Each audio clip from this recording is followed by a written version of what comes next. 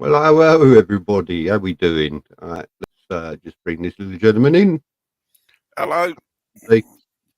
You're all right, Simon. I thought I'd come and jump in with you. Not been online for a while with yourself, so.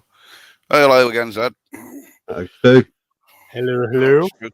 I'm getting the hang of this. I'm getting the hang of this StreamYard lark, aren't I? Hey, I know, with the intro just then. got the intro going on it this time. I Hey. realised I had my YouTube playing in the background, so I had to turn it off. So, because I'm sat here going refresh. It was all very quick. I was like, I switched on. I came off, and then I switched on.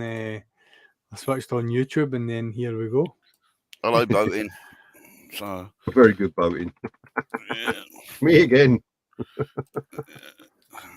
It's funny getting all set back up again, because what I do is I take the pop-out chat from YouTube and I bring it in next to my StreamYard. So I run two monitors. I've got a monitor. You'll see my monitor there. That's my second monitor, but my main monitor's the one right in front of me.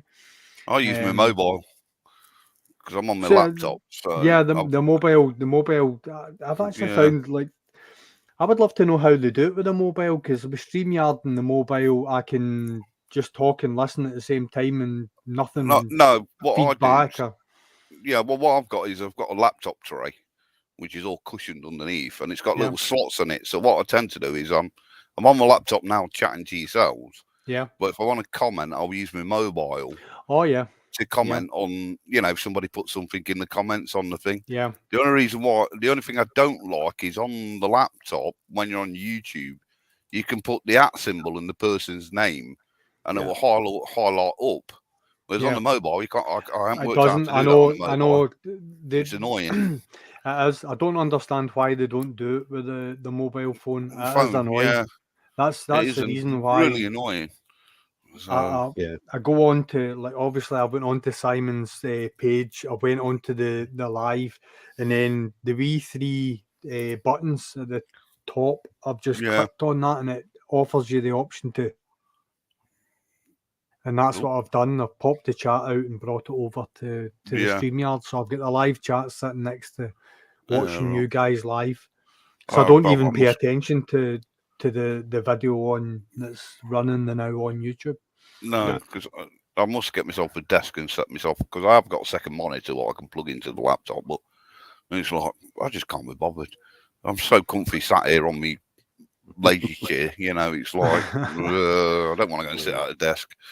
So I do it different, because I'm on a proper desktop PC. I have different windows open on different tabs, and I just, with the mouse, flick backwards and forwards between them. Yeah. That's what I've done. I've just shared everything on Facebook and everything else just by It's all right. I've just realised how bold I look on camera. It's all right. How old you look?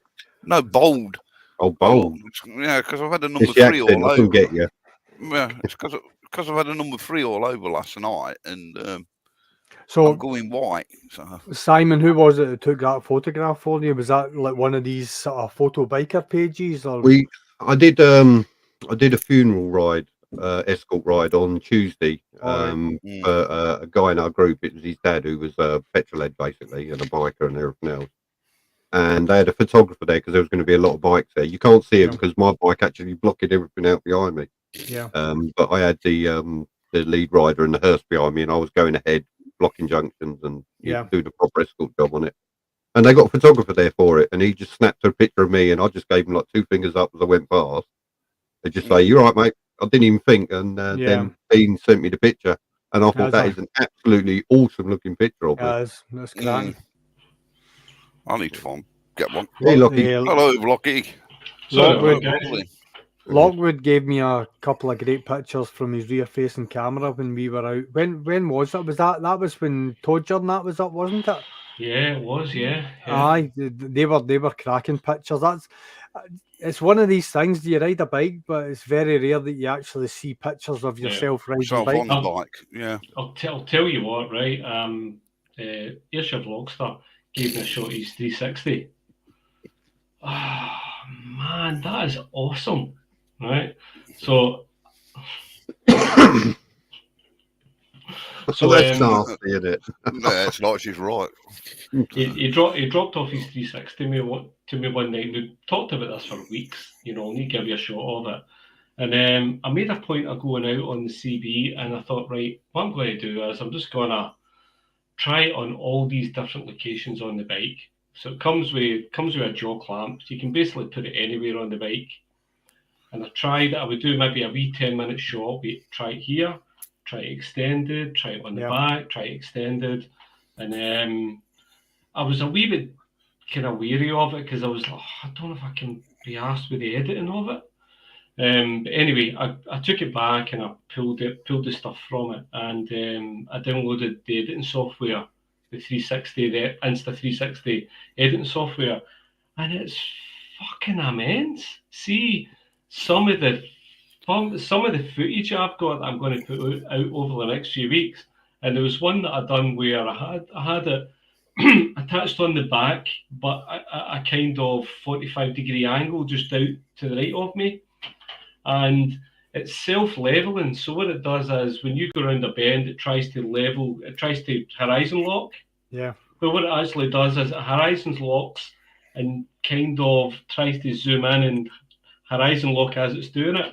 And what it's actually doing is it's like you've got a film crew that's driving along next to you as you're hitting a bend, and they're zooming in on the footage. Yeah, it's immense. So I'm going to get an Insta 360 without a doubt. Yeah, they are really, really good, and I really do like some of the footage I get in mine. The only pain in the arse bit is editing the software, because you've got to edit it in the 360 and then import it into your editor and match it up with everything else. Yeah, it's a double edit, isn't it? Yeah. And when you want to, I don't know if it's just the way I'm doing it, but when I want to like track an item, so I want to track someone that's riding past me, you sort of click on them, it tracks, and it slows it right down, and it takes forever to do like 10, 15 seconds. And, it's like it does it in a 4:3 format or something, isn't it? Yeah. And you're waiting, right, okay, you can finish editing that. But then if you leave it to do its own thing, whatever direction it's pointing in when you start off, whether you're turning left or right, it stays pointing in that direction. Yeah. So 1 minute it's looking this way on the bike, then it's looking that way, and then it's over there, and you go round the roundabout, and it's like this. And so I found it difficult and a pain to do it. To do that, and obviously it chews up the memory card and its own battery quite quickly. It's a bit like a GoPro. It's about 30 minutes or just over, maybe an hour. Mark said, did Mark not say that the battery on his was quite good? It wasn't too bad actually, because I found that I must have been 40 minutes in, and I was really conscious of like my helmet cam running out, and then I was looking at the Insta, and it still had plenty of juice in it, but you don't really know, because you don't know if 3/4 full, that could go to a quarter full in 5 minutes. You never really know where it's going to go. There's a question to pick your guys' brains. Well, I think you lot use GoPros. You don't use drift, not gift. I use drift. I mean drift. Yeah, my drift after 30 minutes stops, and it doesn't stop. It beeps and then carries on recording again, and it's annoying. I can't seem to find a setting to change it. Have you got like crash detection switched on the drift? No, it just does it automatically. I'll be riding along, yakking away, because sometimes my videos could be 2 hours long. I'll hear it just suddenly beep on my head, and it's like, what are you beeping at? But when I go into the SD card, you'll have like video 1 and then video 3, and it's automatically sort of stopped doing 2 and then started doing 3. There's no crash detection on it or anything. It just does it. It's put that in a safe file on it. No. It's weird how it keeps doing it. It sounds as if it's not formatting the file that is running as you're speaking. If it's going from 1 straight to 3, it's losing 2. And that's where the that's what I'm saying. It will go from 1. So we're doing like when I go into the SD card, I'll have video 1 and I'll have video 2. Right. And video 1 is ended while I'm sort of halfway through yakking something. Okay. And then it's carried on video 2. So it's like stopped after 30 minutes. Is it not compartmentalizing? Because if I'm on my DJI Osmo, it's 15 minutes. If I record, say for example, for an hour straight, I've got 4 video files. It's 15, that's 15, what I'm saying. 15, 15. Yeah, well, So that's what it I'm might saying. just This like splits it into half an hour. You know, you'll get. I could be out for an hour, and I'll get video 1, which will be 30 minutes, and video 2, which will be 30 minutes. Yeah, and it's just annoying. But that's all it's doing. It's compartmentalizing your videos. Yeah. But when you do annoying. stitch those 2 videos together in the editing software, you don't notice that's right. it blends it in so well. Yeah. I'll give you an example. It's like say for example, mine will be GP GoPro stand GP10001. Yeah. So that'll be my first 15 minutes. My second 15 minutes will be GP10002. Yes. And so on and so forth. So that becomes that. So if I record for an hour and that creates 4 files, it will be GP 1 to 4. And then see if I stop and then I record another hour, that'll be GP 2001. Yeah. And then that's how 002, and that's the way it goes. It just that's that's how the drift does it. It's just like I say, it's just like half an hour segments where so as I say, the DJI for me does it in 15-minute sections. I can't even remember what the GoPro does. Yeah. The 9, I can't even remember. Well, it's just annoying when you're going along and you suddenly hear this beep on your head. Yeah. And you but that might be something you can switch off. It might just might be a notification. You think it's doing something, don't you? Yeah. It's like as it turned itself off. So like, I'm like doing this, and it's like, no, you're still flashing red. Today was the first time that I'd actually used the system that I saw Robert using, and that was the Telesin charger. I've got the USB port. I remember I spoke to you about it, Robert, and today was the first time I used it in earnest, and my GoPro wanted for nothing, because obviously where we ride, you're maybe 40-50 minutes and then I stop, 40-50 minutes and I stop, and I religiously changed my battery every stop that we made. Never had an issue all day.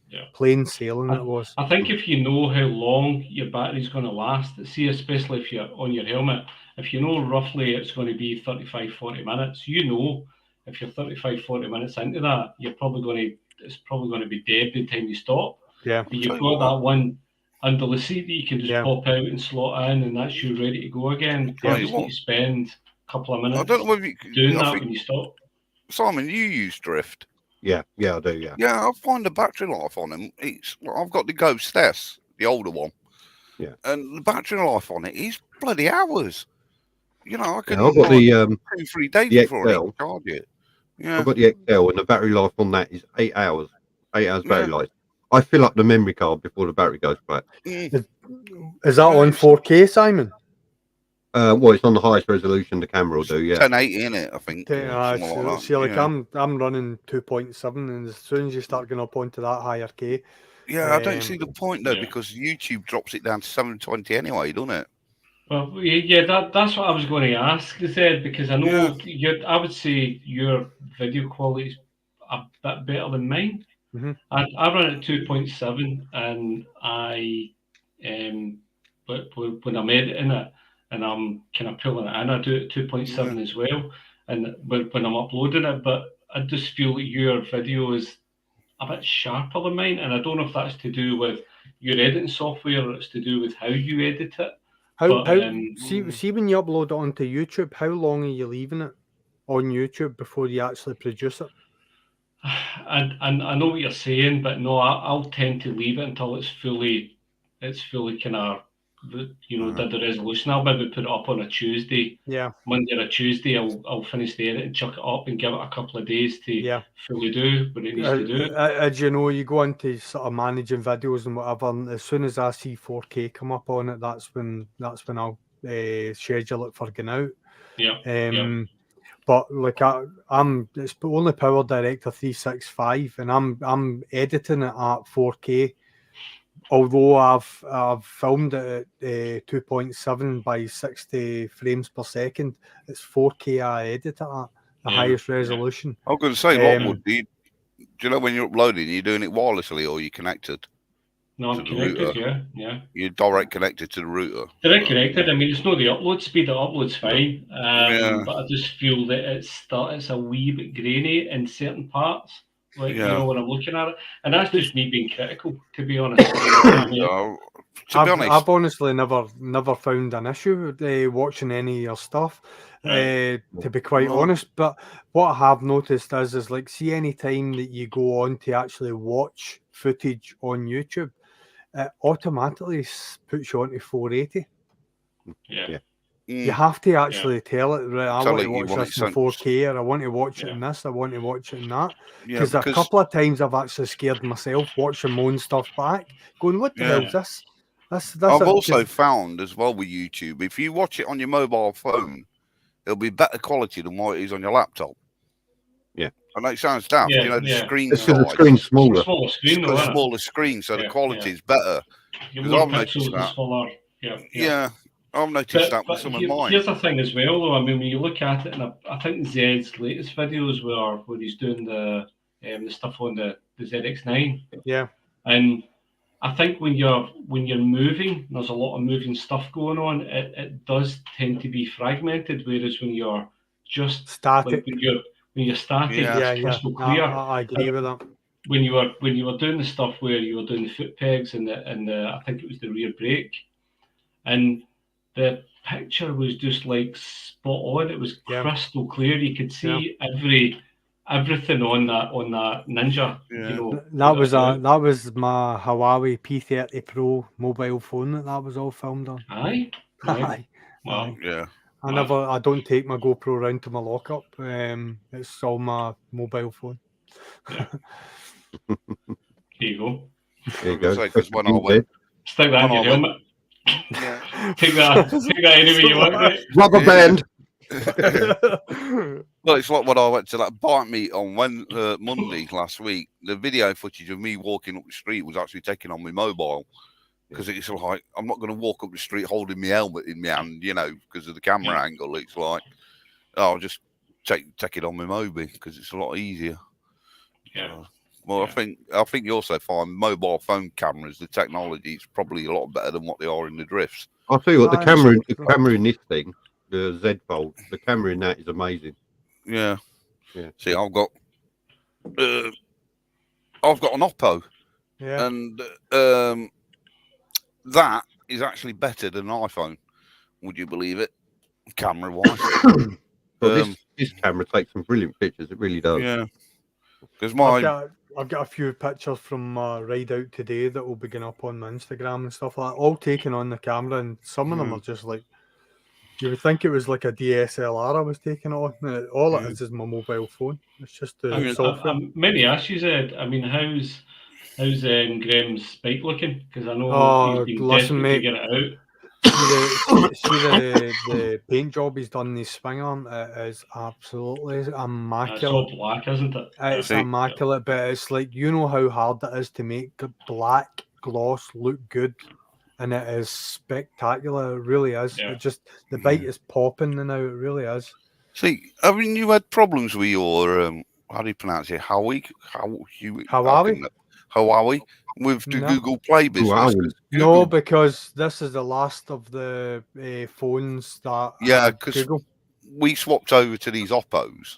Right. Ooh, can't see it because of the bloody green screen. Hang on, let me turn that off. We swapped over to Oppo. Right. Is that a Huawei though, or is that like a different brand? It's a different make. It's right. Let me turn my green screen off. Hang on.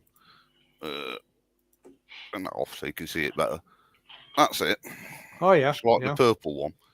Because I mean, right, okay. That's the A72. That's the purple one as well. That's the Huawei purple one. Yeah. Yeah, it's the Oppo A72. No, It's a couple of years now. Mine's is still fine. I've never had any issues with Google or that. I can still go onto Pornhub or anything like that. It's absolutely fine. No, it was the Google Play Store, weren't it? They were banning them on. It's like the Google search engine and everything, but no, this was my series of mobile phone was the last to be allowed to still use it. Yeah, so the P40 was after mine that they had to create their own search engine and stuff like that. Yeah, because Oppo sponsored the Indian cricket team, funnily enough. Right. But basically all four of us in the house got one. And my daughter took us to school, and there was a lad at school who got the latest iPhone, and he couldn't believe how much better they were on camera quality and everything than the latest iPhone. Because it's that thing of you paying for a label sort of thing, you know. Yeah. Like a sticky label on the back of an apple.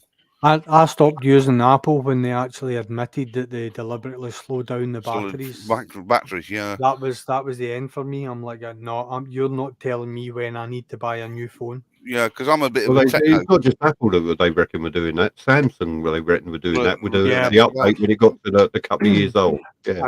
I know, but they had to be more open about it, Simon, than they were, because I've actually watched like a sort of tech guru, as it were, and he said that they either have to do one of two things. They either have to slow your processor down, or they have to reduce the battery life, basically because of the operating software is getting bigger and bigger. Yeah, because and on stuff like that, when I was looking at mobile, I don't look at the brand. I look at the specs. I go in and look at the specifications and the main details of it, because Samsung and Apple, not being funny, you're paying for a name. Same as like Nike trainers. You're paying for that brand name.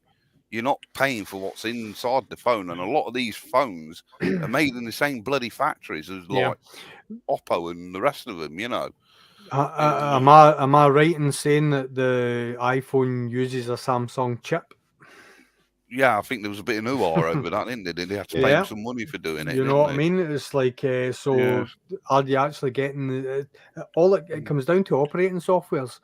Because it's like, do you like the fact that with Apple that everything's controlled? And what I like about Apple in a way is the fact that it doesn't ever seem to slow down. It doesn't ever seem for you to have to shut down or force stop any apps.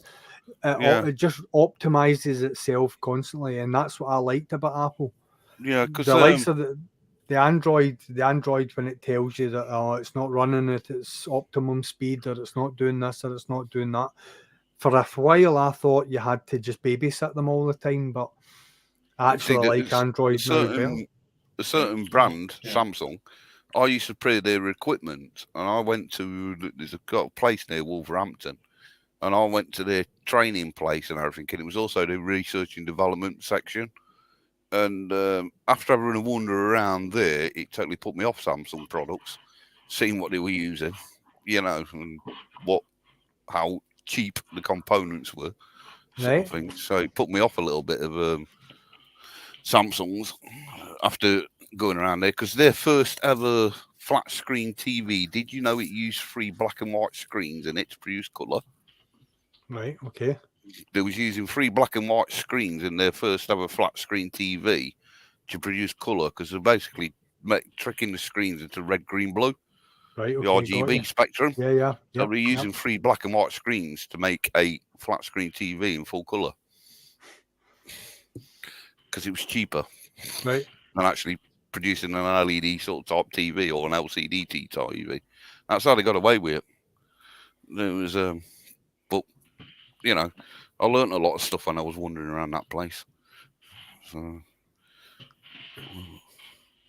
well, yeah, sorry about that. I was just waffling on about Samsung. No, it's technology is fascinating when it comes down to it. So I used to work for NEC Semiconductors. I used to make SD-RAM chips.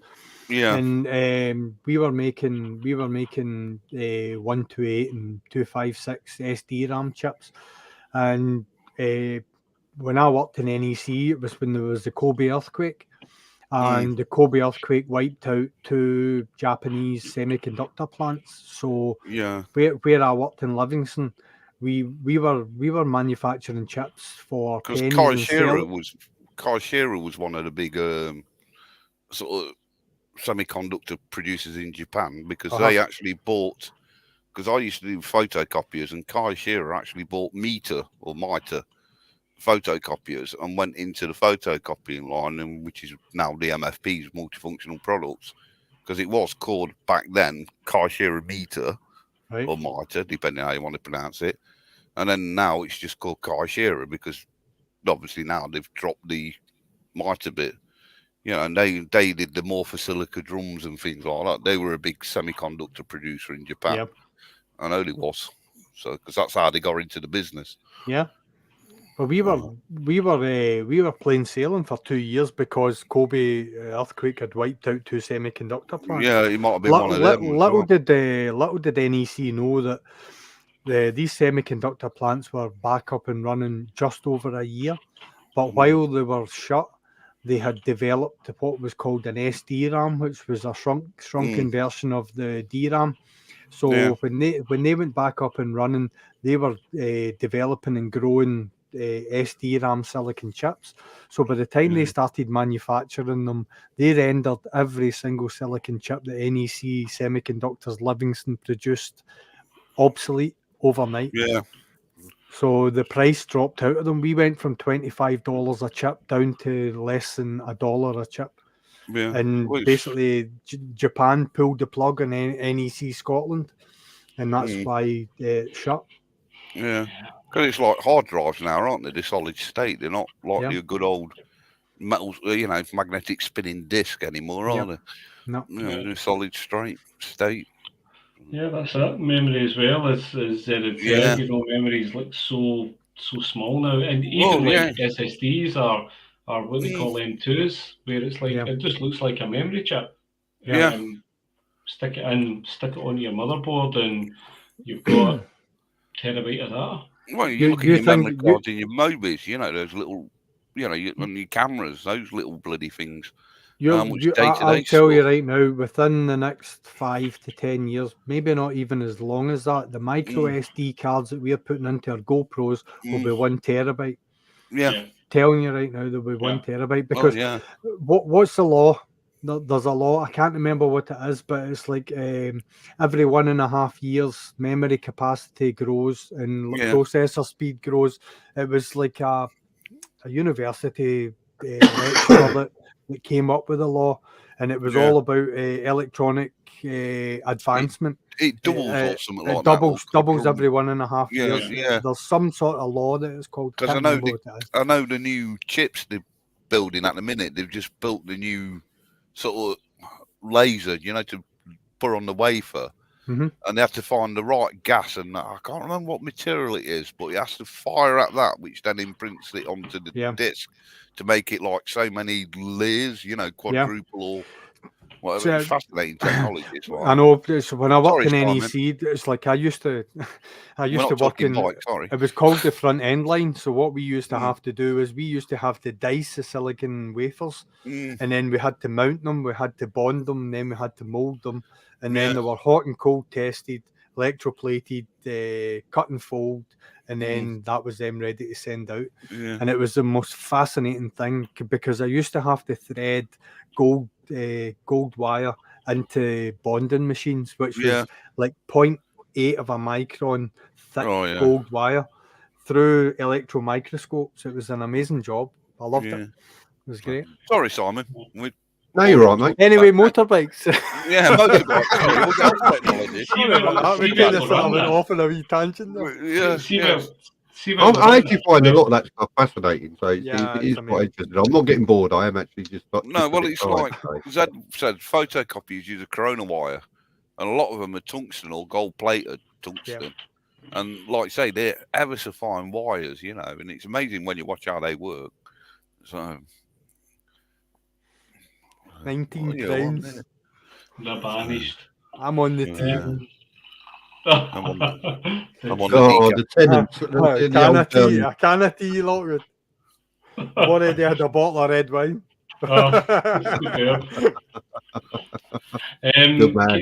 Can I share my screen a wee bit? Do you mind? Yeah, cool. Share my screen just for a wee minute. Right,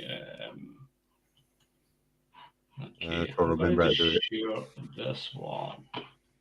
Just let me know when you can see it. There you go. Oh yeah. Right, okay. So this is me. I stuck with 360, and I don't know if you can notice it here. That is the clamp that's holding the 360 and the rod just coming off it. But obviously you can't see it because the 360 is that good at just bringing held it it out. right on the stitch line, isn't it? Yeah. So yeah. But see when you actually look at the video and see to me, see when you look at that against a static GoPro or a drift, and how that can just pull that data in. You know, I mean, I can zoom there and I can pull pull that to there and sit and basically frame a video in that location. Yeah. Or I can pull it out slightly. It's very just clever. do that. Yeah. You know, to me that is we're very just talking clever. about we're talking about the future and how things are going. To me, it is an amazing piece of kit, that camera. Do it really you know is what amazing. Do you know what it actually looks like? And it's like you could actually see where you've got that position. You could actually do a flyby as if, and like you could have somebody overtaking you. Yeah. Do you know what I mean? And show them just as they're past you, but you could do a flyby as if it's them filming you, just using that. How long's the stick? That was only about maybe 12, 16 inches that I had that out. And the good thing about this is, I mean, I'm sitting there just now. I'm looking ahead. But I've now paused that. I can now decide that I want to look behind, you know, and I'll just do it from the back. Yeah. I mean, I'm impressed how much that swing arm's moving. Look at that. That's gorgeous. Yeah. I know.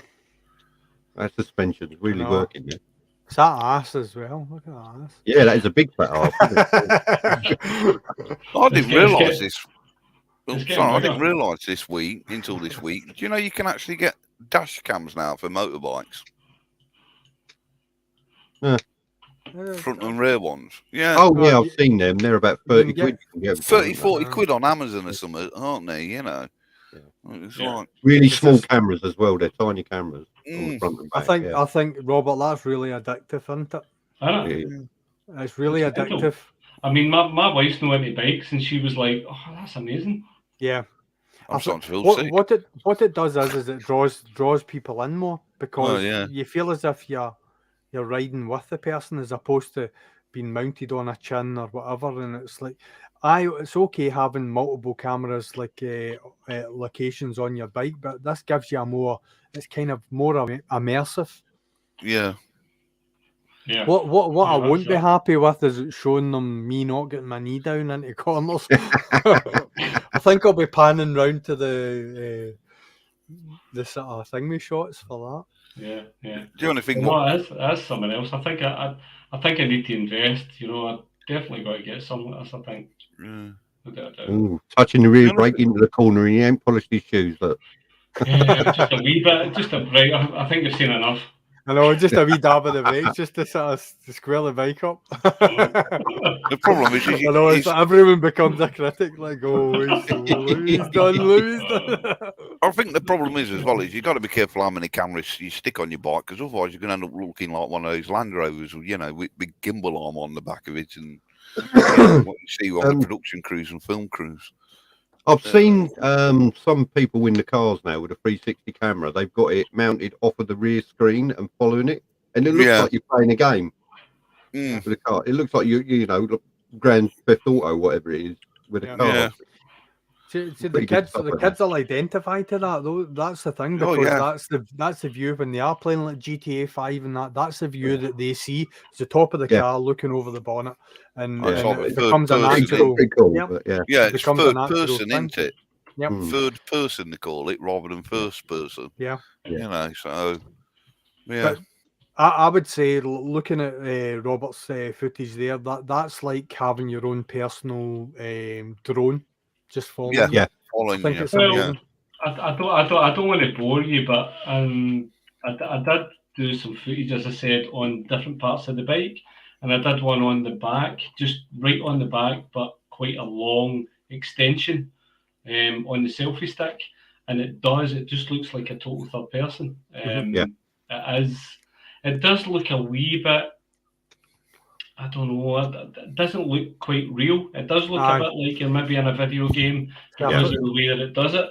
There was a couple of times. There was a couple of times when Mark was doing like trial videos and that, and he was putting them out. I play Isle of Man TT racing game on my PC, and it felt like that.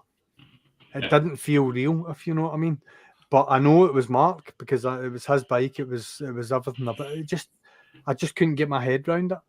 But it looks good. It's brilliant because you're actually in the ride with him. You know, that's the thing, isn't it? With gaming nowadays, with the next gen consoles and that lot. You look at the X series from Xbox and that. They're all sort of HD 4K, ultra, and some of the graphics on some of the games are so realistic. It makes you think they've probably gone out there and gone around the track on a bike and then just uploaded that and then just stuck your character sort of bit in the middle of the software. Even the characters look real, don't they? Oh yeah, yeah. Because of the CGI imaging capture and everything nowadays. I was watching things like my son plays a game. It's called Five Nights at Freddy. Yes, and their advertising is like this new generation of real time software. Now, basically, if you can imagine a computer, if you're generating a synthetic computer generated world, and you've got light shining through the window, and there's a chair sitting in the middle of the room, it casts a shadow. If you move that chair, the shadow moves in real time. This software, this computer software, can predict where the shadow's going to be. I can't. It's something 5. It's called. It's like the latest iteration of this computer software. They reckon it's going to revolutionize gaming because it's the most realistic sort of editing software that there's ever been for gaming, and it's crazy. It's crazy the power that these computer programs have got. I think the scary thing with that is that it's artificial intelligence. It learns. Yeah. So you can only see like that shadow you're saying when that chair moves and you see the shadow moving. As far as you as being a human being, as you know that's what it's going to do, and you totally understand that because that's what it's doing. But an AI, if it surpasses that, where it does stuff that you don't understand, then you start getting into the whole Terminator scenario, don't you? But obviously, that system's obviously an algorithm that somebody's calculated and worked out that will predict the point of light and so on and so forth. Thought I get right into that. It does. But I understand what you mean. If it starts doing things that as a human we wouldn't predict, but it might. Then it becomes something different. That's kind of the way it's going because some of the stuff I'm looking at and Microsoft just now they've got a big massive thing to do with AI, and it's to do with learning, computer learning, where it does learn from its environment and then it adjusts the code accordingly. What was it? Was it Google that created the AI system that they had to shut down? There was one of the big companies that switched on an AI software program that was self-learning that fast that they had to shut it down because was it called Genesis or Skynet? No. Well, I mean, we are good. Honestly, you can Google it. It is an actual thing that they could not anticipate how far it was going to go because what happened was it started speaking its own language. I think that's why they started communicating in its own language, and they ended up shutting it down. Scary stuff. Yeah. A lot of us have seen Surrogates. Don't know if you've seen that film from Bruce Willis, Surrogates. All be laid there next, just wide up and there'll be a robot version of you walking around. I remember playing Call of Duty, the very first Call of Duty, and I remember playing Call of Duty Modern Warfare 2.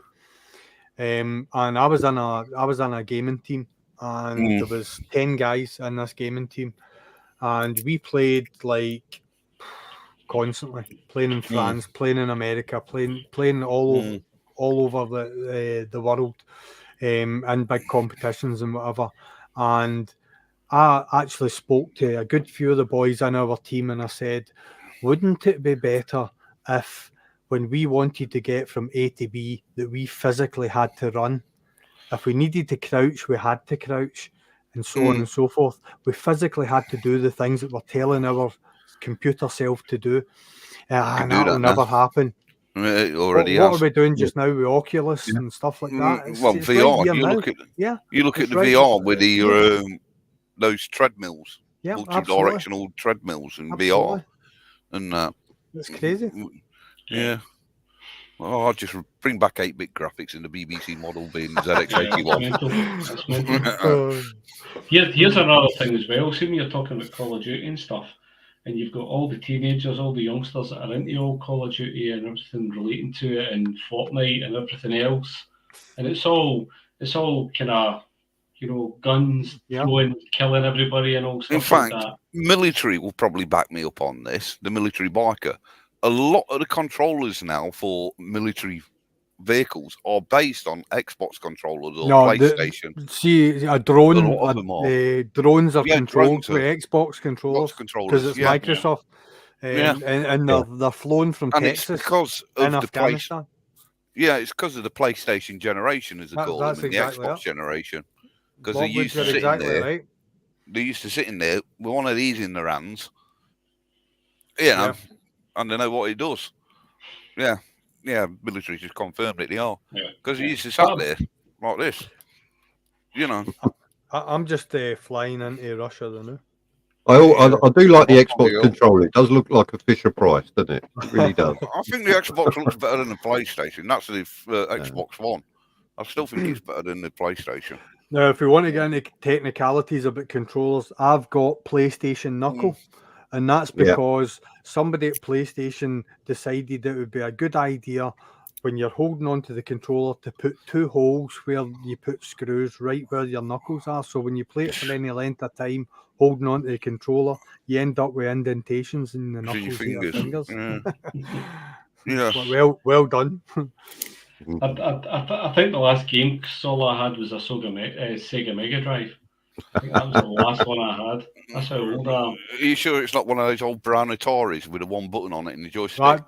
I started off with a Sinclair Spectrum 48K. ZX81. ZX81.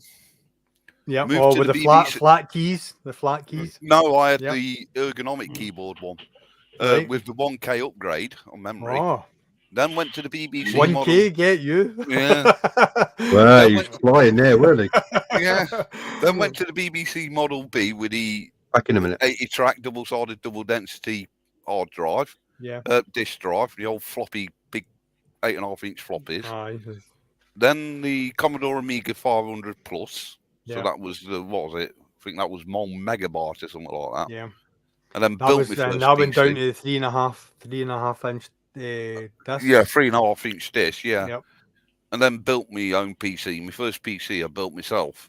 Right. And I've had PCs since then. But I've actually got a friend who works for IBM as well, so I get a lot of stuff sort of that way as well. But the interesting thing is Microsoft nicked IBM DOS and made MS DOS. Right. So it was actually IBM who first came up with it, and they nicked it and made it MS DOS. Yeah, I heard that was the case. And there was a big kind of court battle going on. Court battle, yeah, because basically they copied it. They copied IBM DOS and turned it into what they call MS DOS. Yeah. But see, Bill Gates, did he not buy the program that he produced as well for like $50,000, and then just like changed it slightly to come out with like the Windows software? See, the talk was that Bill Gates worked for IBM and he produced this operating system and gave it to IBM, and IBM said, "No, that's shit." And he decided that he was going to push it out on his own. And John, obviously, Dial McLean, to answer your question, I'm 50 this year, so I'm 49, so I don't think I'm the oldest. Was that right? In like, was it Bill Gates? No, I'm not sure whether it was Bill Gates. I'm thinking it. No, was it the boys from Apple? They lived in a street, and it was all NASA engineers and programmers and stuff like that. Aye, Aye, it's like because it was it what was his name? Wozniak as well. Is that his name? Somebody Steve. There was Steve Jobs and somebody Wozniak. And like the two of them were pals. They stayed in the same street, but it was all NASA engineers that stayed in their street because their parents were worked for NASA and that as well. And they just basically used to go into all the guys' lockups and garages and that. And it was just technology. They would talk about technology all the time, and that's how they sort of managed to glean the information to build their first sort of Apple computer. Yeah. Oh, the good old internet. Good old internet was a British invention, anyway. Yeah. I can remember when I first started. It was DOS. I think it was DOS 5, maybe, and then we had DOS 6, which, and you'll probably not remember this, but in DOS 6 they brought out Smart Drive, which made things so much faster, and then they brought out Windows. I think it was 3.1 at the time, and I you know what, I was that way where I couldn't see how it would catch on. The fact that you could have a mouse and move an arrow about, that would work. Because you were that used to just having command line where you would just sit and type what you wanted to do. But hey ho, it's technology, isn't it? It's just the way the world goes. It all moves on. Where's it going to be in 10 years' time? I think. Are we going to think about something and it happens? That's the next step, isn't it? We'll jump in a car and say, right, take me to blah, blah, blah, and just sit back and go, right, so what is it you're doing today? I was like, sit there reading newspaper, eating your breakfast. And all right, we're here. Having a snooze. Yeah, John, to answer your question, yes, I had a ZX81 when I was about 7 years old, and then we got the BBC Model B just before I went to comprehensive school. And the reason why we got it is because all the schools were using the BBC Model B. That's the one with all the keys. Yeah. There was a massive sort of government scheme with BBC Micros. BBC to make it, yeah. Yep. And I was programming basic and machine code on the BBC by about the age of 11. Oh, but see, just programming basic just to get a colour to move across a screen. Yeah.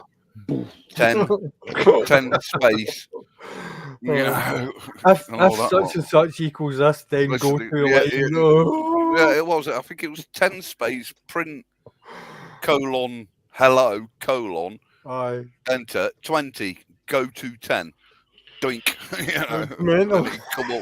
Come up on the screen. Because can you remember when you bought the 48K Spectrum, you got a booklet of all the programs you could do, and you could create a calculator, and you could create this, and you could create that. Because you used to get the magazines, didn't you? I remember can you remember the magazine Crash? Can you remember? I'll tell you a story about this. We got the ZX81, so me, my brother, and my dad were all sat upstairs, programming away. Spent days not turning the ZX81 off. Spent days typing this programming out of a magazine. One day, my mum shouts, "Dinner's ready," and none of us replied. Said, "You know what she went and did? Turned the fucking electric off on us." Yeah. And we about bloody killed her. Oh man. It was like, geez, but I remember the magazines would sat there for days programming it in. Caterpillar, Manic Miner. Oh yeah. God, there was so many. I'm definitely the oldest. I've got a Sinclair Spectrum emulator on my computer. Still play Manic Miner now. I'll tell you a game I still play. Manic Miner was amazing.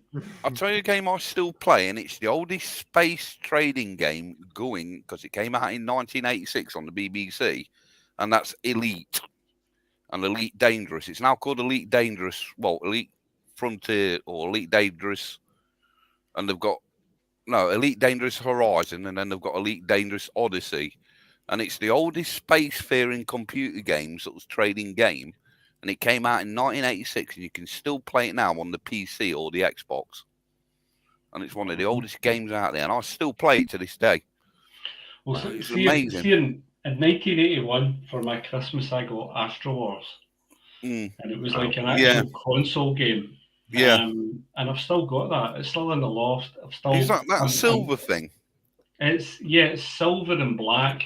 Silver, black, round screen. And you got a little joystick and the fire button on it. Joystick. Yep. Yeah, and on the boss level, if you sat in one of the corners, it couldn't get you. Yeah. Yeah. I had one. It would only go. I think it would only go to 999, and then it would reset back to 0 again. Yeah, but on the actual boss level, if you went and sat right in one of the corners, he couldn't actually get you as it was going along the screen. Yeah, I had one. Computer programmers got lazy.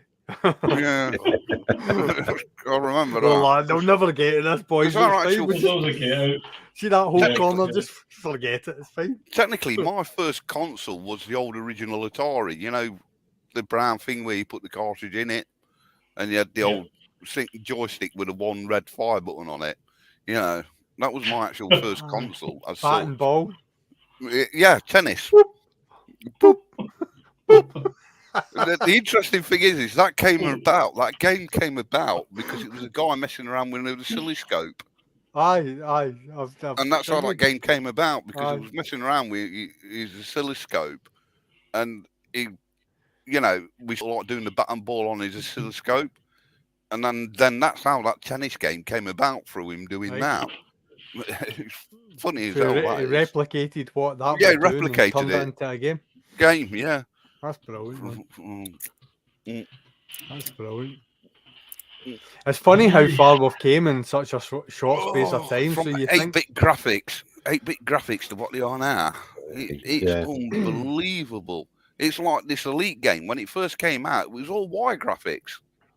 My sister's a dance teacher, and she teaches kids, like high school kids and stuff like that. She's done it for about 20 odd years. So what happens is that the high school girls and boys, when they're in her class, they move on, and she gets the fresh group of kids coming up from the next year. And she was telling me, like, last year, they were doing a dance at a show, and they were going to do Thriller. Yeah. So she said, right, guys and girls, what we're going to do Michael Jackson's Thriller. So if you don't know the dance, go home and ask your mum and dad to put on a video, and you can watch the dance. And somebody puts their hands up, and it's like, what's up? What's a video? Do you know what I mean? It's like, obviously, like we've grown up watching. I remember the whole going Betamax VHS, going to Blockbuster to hire a video, and you had to hire a VHS recorder at the same time. Well, every house didn't have one. It was Azad video that we had. The Sitting Guilds I did back then was actually into repairing video recorders, radios, and TVs. Yeah. You know, so I actually used to repair all the video recorders for everybody around local. They used to fix them around, going, "Oh, it's not playing," you know, or something's wrong with it, and they just bring it around for me to fix for them. I'll tell you, I used to go to the arcade probably most days after school, and we'd always used to play Pac-Man and Space Invaders, and there was the other one. I'm trying to think of the other one that was like Space Invaders, where they would come down. Galaxian. Yeah, that's it. Galaxian. Yeah. And then one day a new game came in, and everybody was queuing up to play this game. Yeah. It just came in that day. And I'm going to share my screen. Right, hang on. And see if you know what this is.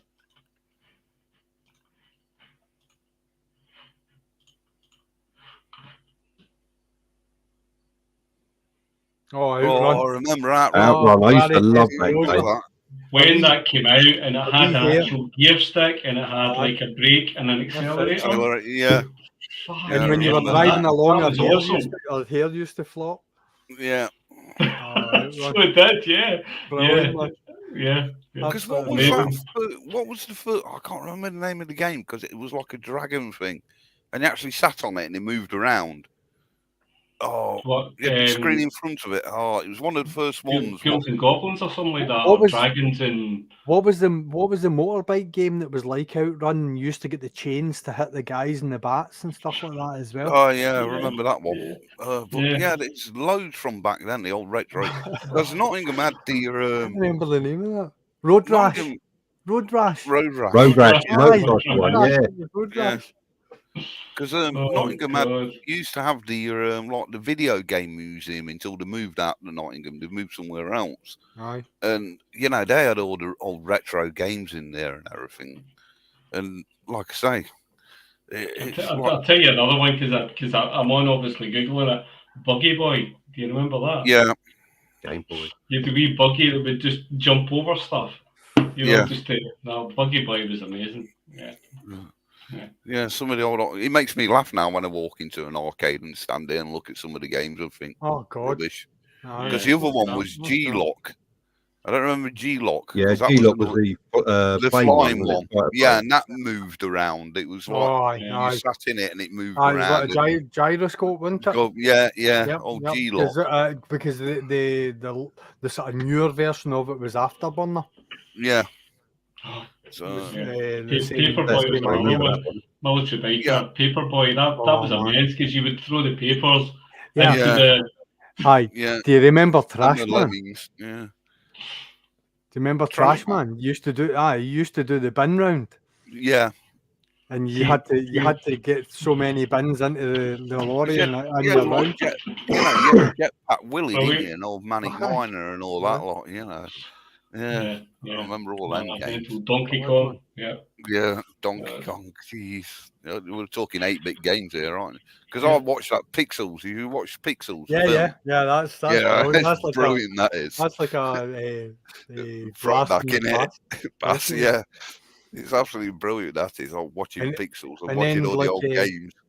I sort of go slightly into this sort of newer era. It's like the Tomb Raider series.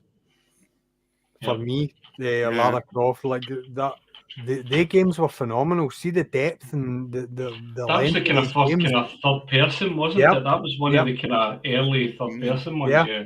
And then recently, that's wrong memory. That is wrong memories. That's what little Orlani. Yeah. What was Uncharted? What about Uncharted as well? That was Uncharted, they're actually going to bring that out as a film. It's like Uncharted with a character called Nathan Drake, and it's basically like Tomb Raider with a guy in it, and it's the same kind of same idea. It's fantastic. It's like when they fetched that. Was it a Street Fighter film with Jean-Claude Van Damme? You know. Oh God, Mortal Kombat. Mortal Kombat. I love Mortal Kombat. Yeah. Yeah, but the film wasn't much help, was it? Yeah, with old Christopher Lambert in it. Old. There can only be one Highlander. Yeah. Jeez, God, I'm showing my age. My God. By the way, my friend had an MT-07. He bought it a couple of months ago, and he did have the ECU problem. And it's actually been upgraded his ECU on the MT-07, where it was just randomly stalling on people because the recall. Yeah, the recall, wasn't it? They did a recall on it. Yeah, because he's had his done. He had his first service done, and while it was in for the service, they sorted the ECU out on it. Speaking of that bike. But yeah, God, mate. Yeah. I remember the old. What's your deal? What's your thoughts, Matt? Then where are you with your bike? Are you thinking of doing your full license and getting something bigger, or? I'm happy on my little 125, to be honest. Right. I don't know why. I think it's. I know it sounds daft. I've had all the sports cars. You know, I've had all the speed when I was younger. You know, I've had all of that. I've had the MR2s and driven, you know, Opel Manta 1.9. You know, yeah, I've had all them old, you know, the XR2i and, you know, the old 205 GTI and all that lot. I've had all of that when I was younger. And I used to drive for a living, so I used to be all over the country. You know, flying around like a bloody idiot. And I think because of the 125, because you just plod along at your own rate of speed, it will get up to 60, which is fast enough for me. At the moment, I'm just happy plodding along on my own, you know, on that thing, the Michigan, on my beastie there. And I keep thinking about it. I might do it eventually, but at the moment, I'm just want to get a bit more experience on that thing before I start looking any further. Could I sort of maybe throw a little idea at you? See the Royal Enfield Himalayan? Yes, I've seen that. Yeah, that's a good bike to be moving from that. From that, upwards. Yeah. Yeah, Because that's a 300 in it. aye, it's no 411 cc, Yeah. single cylinder, and Yeah. I test rode it, Mm. and I get a Royal Enfield. Yeah. It's like I test rode it, and round corners more than capable. An absolutely Yeah. cracking bike, nice upright position, Yeah. and not it's top end isn't even in question, but it'll get you around the corners and it'll get you on nice. Well, you've seen, if you watch my video, you'll see where most of the roads I'm down are like little, B road sort of thing in that. Yeah. And I get my fun going down them on that thing, because it's like, 30, 40, 50 mile an hour sort of into some of the bends and that on that thing. You can't go any quicker because otherwise you'll end up in the, visiting the local farmer's field. Yeah. And I enjoy just chucking that thing around sometimes on them. It's like that new bit of road I last went up on. They've opened a new road. It's brilliant. No potholes, smooth bit of tarmac. I gets on it. I started opening that thing up, thinking, it must be 60. And sort of gets halfway along it and suddenly realise it's a 40 mile an hour limit, and I'm bombing along it on that thing, thinking, this is a great bit of road. I'm enjoying this, Big smile on my face. And it's like, okay, slow down a bit, And like I say, I know it don't go, it's not designed for speed. It's a plod along thing. And I think that's what I enjoy the most is the fact that I'm just plodding along at my own rate of knots, enjoying It's the like, countryside. I was watching Die Hard's latest video today, and he was doing a stretch where he was sitting behind a white van, and the white van was cutting the corners. I said if it got the power, it'd have gone past him. See if it was fast enough, I would have passed you. I saw that. But there's some footage that I'll be putting out soon. It was actually the ride today where it's like there's a lot of the sort of roads that I was on today where you're maybe taking a right-hand corner and you've got maybe 50 yards of road before you're hitting a left, and you've got that go-no-go decision. And if you're on a big bike, you're out in and you're round the corner. You're gone. And there was a lot of that today where the biking gods seem to be with us today, because when I was out with my mate, every single overtake just happened just at the right time. There's sometimes you go out and you just come against traffic all at the wrong time and nothing feels right. Today was just one of these days where the two of us got off our bikes like that. It says, did that just happen? It was like everything was just perfect. You see, my daughter turns 17 this year and she's going to do a CBT. And I've already said to her, there's a bike there. She keeps like going, I want an LXR. And I'm going, no, you don't. You want something like that. Because, an LXR, little 125, yes, it's a sports bike. Yes, it looks nice. But for me personally, that is an ideal first bike. Yeah. Because of the riding position. You're not crunched up around the petrol tank. I think it's a hybrid as well, because like when I learned on it, it was a live fan, which was the equivalent of a CG125, because live fan bought the right to manufacture them. So I did that up to a point, and then I was meant to step up to the 500cc. And what they did was, with us, they put us on a Suzuki van. If you know what a Suzuki van is, it's got a wide front wheel, a wider back wheel.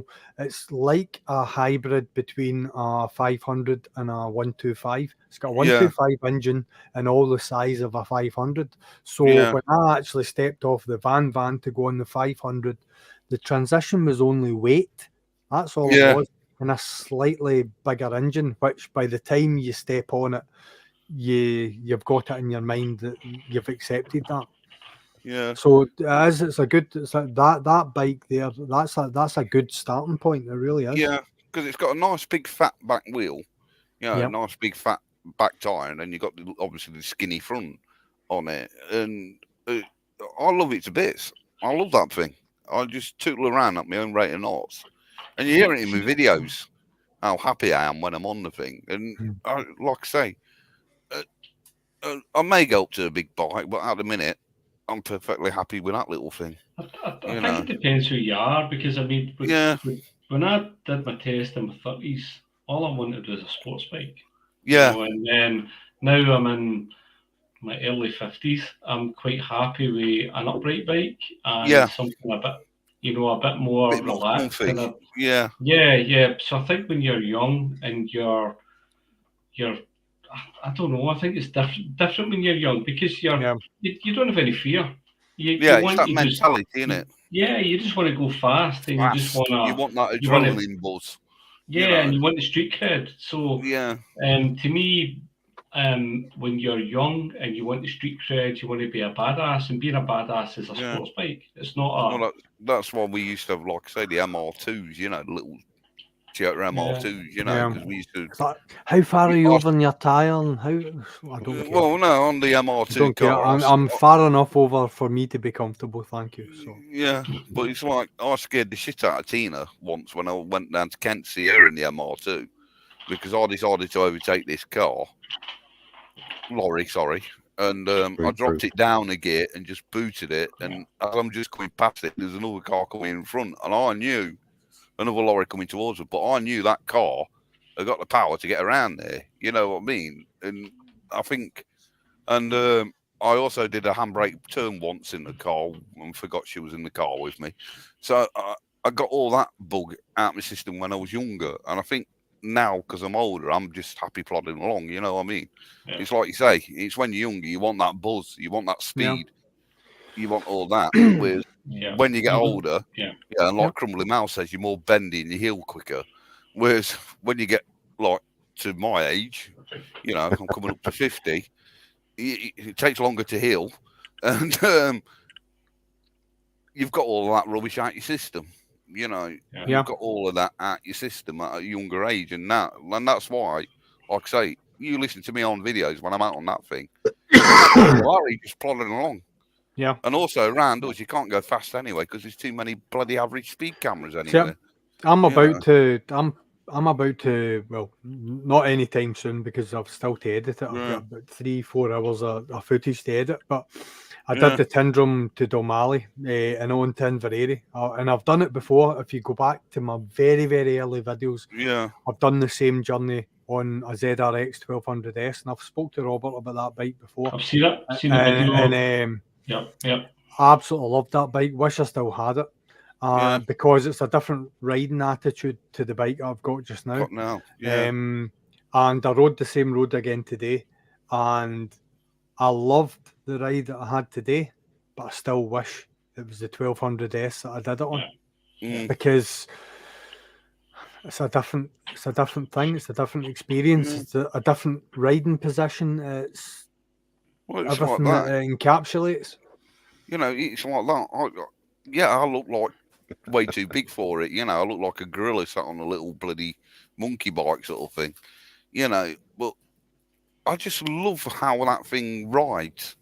I just love how comfortable it is, and and I'm just sat there nice and relaxed, just flowing along and enjoying the scenery, and the sights and smells, which is why I love the bloody thing so much. And you can always tell when I've been out on that thing because I'm like I am now, happy as bloody Larry, I'll tell you the bike that made me used to smile the most. That's the bike that used to make me smile the most. I'm on the far right. Is that an old Vespa? Yeah. That's a Vespa P200, that is. A fucking bellboy. That is the bike that used to make me smile the most. That's me on the far right with Tracy now down next to me. With his parky jacket on. You're a mod then, not a rocker. Yeah. That is the bike that used to make me smile the most. That's a very old picture because all my hair is black in that. I must admit, I must have watched Quadrophenia about 50 times. And the best part of the movie is when he got the girl and he shagged her down that wee alleyway. And to me, that was, I don't know how many times I had a wee moment with that one. I was like Pornhub back Yeah, it was. That part of VHS tape just seemed to get worn and worn and worn. It was fine up until that moment, and then you would see the lines appearing at either side. See, the thing about it is when we're talking about old technology, how hard was it to rewind a video when your mum and dad are in bed and it's going high speed rewinding? It's all. Oh, he's at it. Are you doing there doing that wanking again? It's like kids nowadays. You hand them a rotary telephone or a cassette tape and a pencil, and they wouldn't know what to do with it. Would they? yeah. You know, they'd be like looking at you. The kids of today will never understand the pain of getting onto the internet via dial-up. Look, yeah. Oh God. Yeah. Someone would pick up the phone in the other room and it would cut What off. was it? And, Free Christ. serve. What was it? Free serve. Yeah, Which was one of the Free first. Serve. With the old 56K. 56K internal modem, you know. Yeah. HiNet, I think it was. There was Yes, one HiNet. where you had like something like something stupid like 5 meg or 5. So there was a limit, and after that limit, you couldn't connect and you couldn't do anything. Yeah. So because there was HiNet, and then like I say, I think HiNet was a limited one, and then Free Serve came along. And everybody went mental for Free Serve because it was free, you know. But, they were offering all sorts. That's right. Yeah. Yeah, and then it was like say you got the old 56K internal modem going. Yeah. And then you're trying to get hold of somebody, and all day all you can hear is engage. Yeah. Well, you're still on there for that. When I was actually at my mum's, it was when it was called NTL before it became Virgin Media. It was a local cable company. Yes. And they were coming around installing it. And I guess to my mum says, tell you what, because I was working at the time, I goes, I'll get my own phone line and everything. So it stops it so you can use the bloody phone line. So I ended up getting my own phone line just purely so I could use the bloody internet all the time, you know. Got rid of it. It's dial-up internet that invented the sexual position called buffering. I can remember thinking back to. He's going at it. He's going at it. Suddenly stops. She's what are you doing? She said, "It's new. It's called buffering." Buffer face.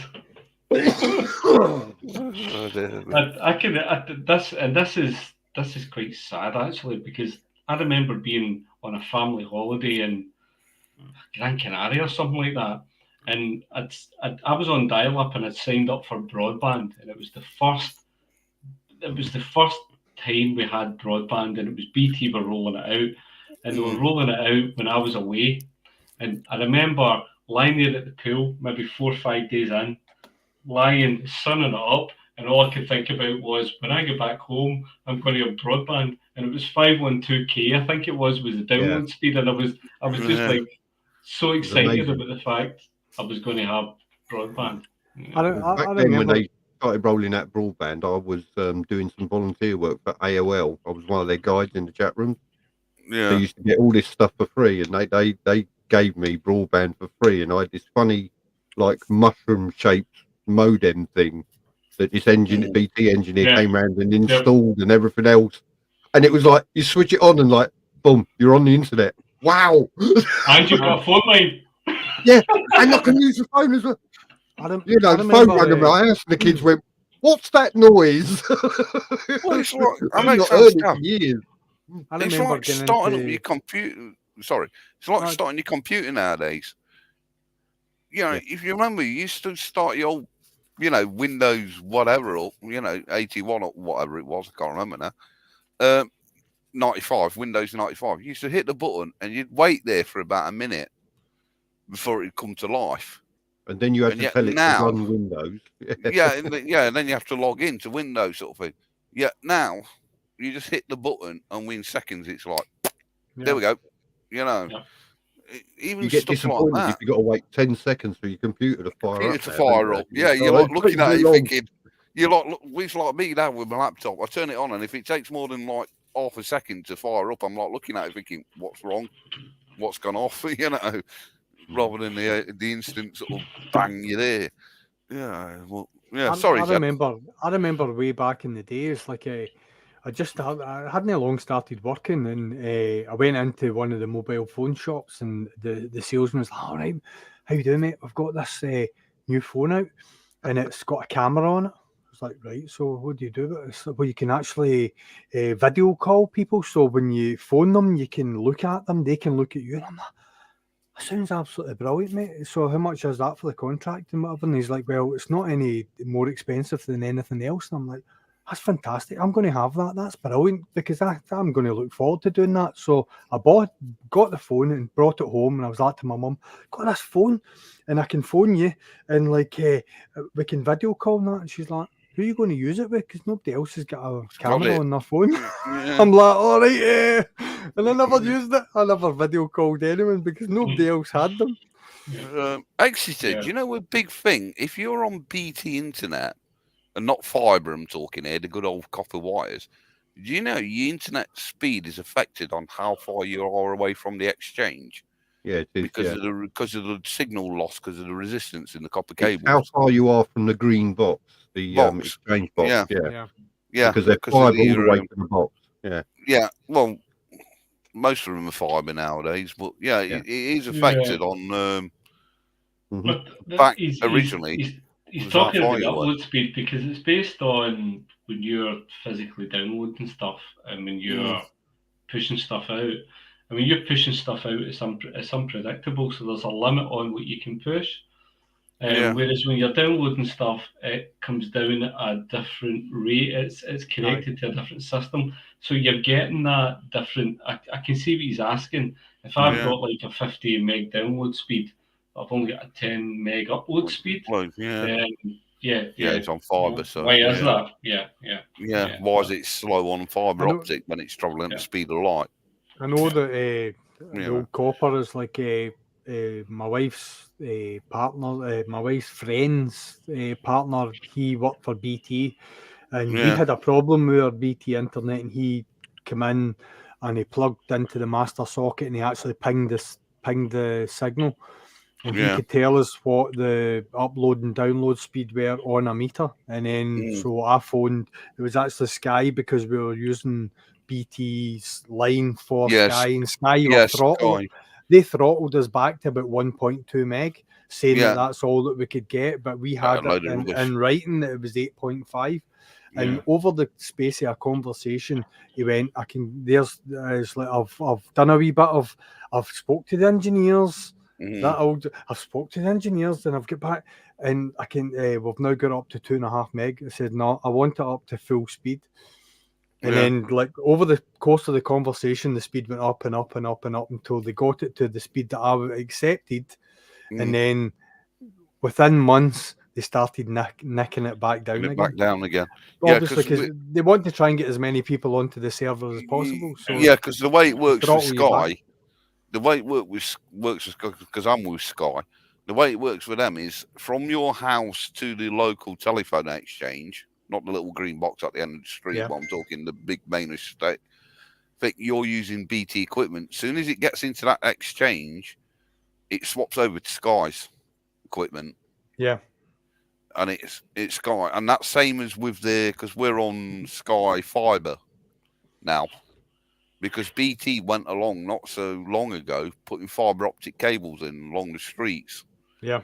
And that's how it works still now, is you're using BT's fibre to then go over to Sky's equipment in the exchange box, in their main exchange buildings. It's crazy. But then BT have had a monopoly over the cables that are laid in the ground for long enough in the United Kingdom. They have. You also have to be careful as well with BT because they'll say, yes, you've got fibre, but what they don't tell you is you're still using copper wire from your house to that green box at the end of the street. That's right. There's fibre up to the box and then it's copper. Yeah. So it downscales slightly, but I think the drop off isn't that much. No. I use Virgin, and like my speed and my speed can be like 200 meg. Most nights tonight actually, because I noticed it on RevBomb's stream. You're struggling a bit. My stream was a wee bit bitty, and I checked it. I did a speed test while I was actually on, and it had dropped down to 80 meg. But we've got we've got fibre optic work happening in our town just now. They're digging up the other streets and problem stuff with like that. Virgin, and I've known them to do this, is because it's the weekend. Aye, peak times, yeah. They throttle Everybody's it back. internet starts throttling back. Yeah. They do that a lot, Virgin do, which is why I'm with Sky, because I had a big argument with Virgin. So I won't go with them with Bargepole. Yeah. Yeah, you're right there, Exeter. 75% of it is lost in the cabling, because the resistance in not copper cabling, you're going to get resistance. And a lot of it is not 100% copper, because it could be aluminium with copper coating. Because they do a lot of that on the high voltage lines. They use aluminium because it's cheaper than copper, and then just copper coat it, because 90% of electricity travels on the outside and not through the middle. Copper. So they have just done a speed test, and download speed 124.4 and upload 19.3. That's mad, because you've just went blurry, Zed. That's So probably my camera. Yeah. I think it's probably because you've done that all upload download speed thing. It's maybe. It's download the maybe. file and then It's maybe. I'm off it now, but yeah. Sorry, Extra. It's the old electromechanical engineer in me coming out. I did my sitting gills in radio electronics when I was 14, because my dad was a radio amateur. We were in CB radio and everything, so I did it at quite a young age. So I've always been into me electromechanical stuff and communications, which is where a lot of my knowledge comes from. Right, back to bikes. Sorry. What would you say is your dream bike? Mine is a Goldwing, but that's because my dad had one. Yeah. An old Goldwing or something a bit newer? Well, my dad had the GL 1000, 1977. He was one of the first people into the UK to have one. Because then they fetched out the 1100 not so long afterwards. The Goldwing a V4? Is that no, V4? I think it was. I can't remember the original Goldwing, the GL 1000. I'll have to Google it. But yeah, the old GL 1000. GL 1000. Goldwing. Yeah. What's the Harley version of the Goldwing? What's that big fucking thing? Electroglide. That was the Electroglide, wasn't it? The Electroglide. See when I took my bike down for an LOT, my bike's down for an LOT last week, there was a guy appeared on a big cruiser, and he was telling me that he just bought like one of those glides. Absolutely loved it, and reckoned that he could tour the world on it because of what it was. It was such a big, comfy, beautiful big machine. But I don't know. I don't see the appeal. But right, I've ridden a few of them. I've ridden a few of them, and they are very comfy and very easy to ride. Yeah. Right. No, this is where we've got to be careful, because the Goldwing Mark 1 came out in 1975. My dad had the Goldwing Mark 2, because apparently they changed it. It was 4-stroke opposed boxer engine, 4-cylinder, SOHC, 2 valves per cylinder is the engine. That's what the specs are on it. Yeah. Well, yeah, it was like a boxer. But yeah, my dad had, because the original was 75. My dad had the 77 one, which I think was the Mark 2, because they did change a few things on it. But if you actually Google it and look for the Goldwing, there's like a metallic green. It looks like a transverse V4 because of the way that it's angled. But yeah. As you say, it's a Yeah, but my dad had sort of like, they've got the they did a green one, because my dad was like a metallic green, because I've never seen red or blue, but they did a greenish sort of version on the tank, which might be why my dad's was quite rare, because of the colour of the tank. And he had that for bloody years, that thing, because he didn't pass his car licence until he was 42. My dad didn't. He was always a biker. And look, he passed away when he was 45, but he didn't. Wow. It was yeah, it's heart condition. But I always remember, like, I know it sounds daft, a motorbike engine being built on the kitchen table, and things like that in the house, and the bike being pushed through the front door into the house, and then into the kitchen, and then being worked on in the kitchen sort of thing, and then wheeled back out. And I remember the old, and I remember his Goldwing we sold to somebody in the Goldwing Owners Club, and we found a brand new exhaust system for it in the loft after it died as well. And so that went with a bike as well. And it was still in its all original wrapping and everything. So I'd love to get my mitts on either the original Goldwing or the latest one. Did you ever find out what the Reggie was? Was it in? I've got photos of it. So I have got photos of the bike. I'll have to dig them out, and it has got the reg number on there, and I'll have to have a Google to see if it's still on, because you can do a DVLL check, see if it's still on the road or not.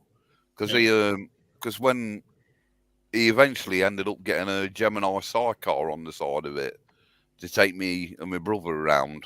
My mum would be on the back because he had a king and queen seat on it. And then he got leading link forks put on it and a Gemini sidecar on it.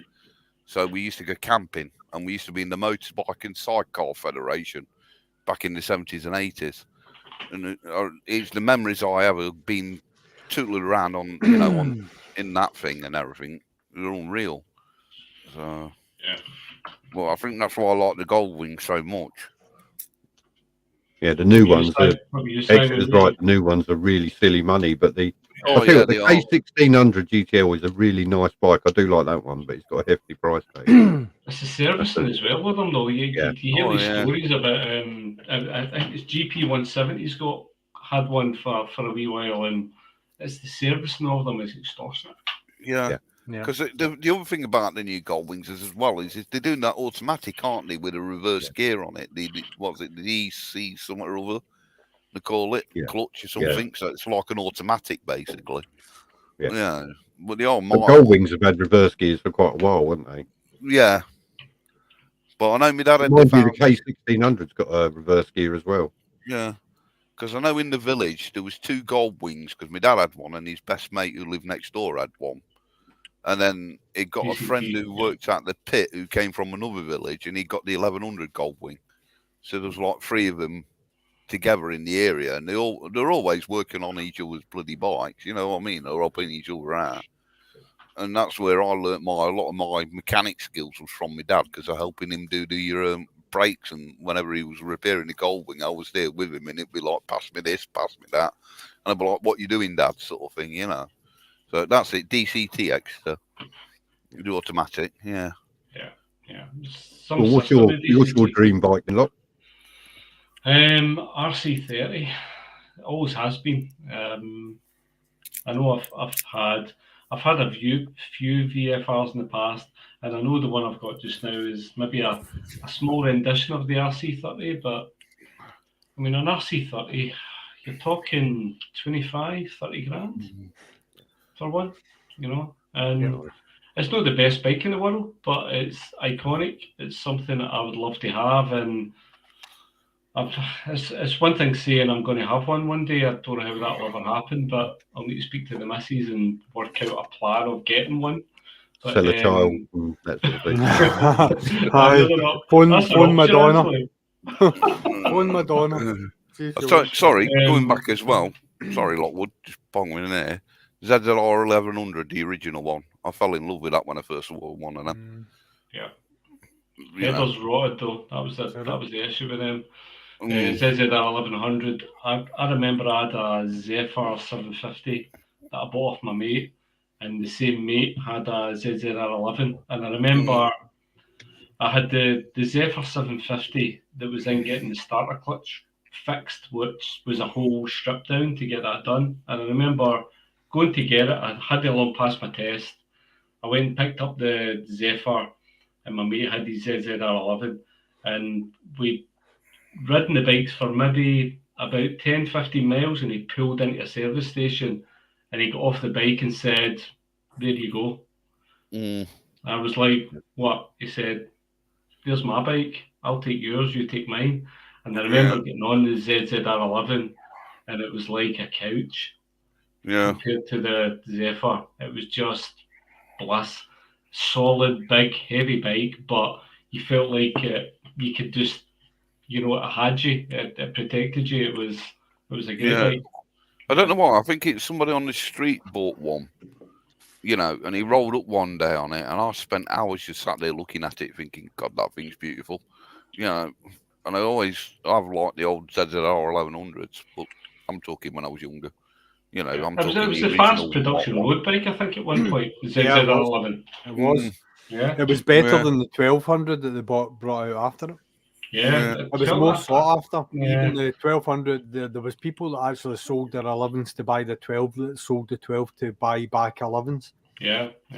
I used to be a forum administrator for ZZR International, so I know all about the 1100. What a bike it was. Yeah. Because his was all black.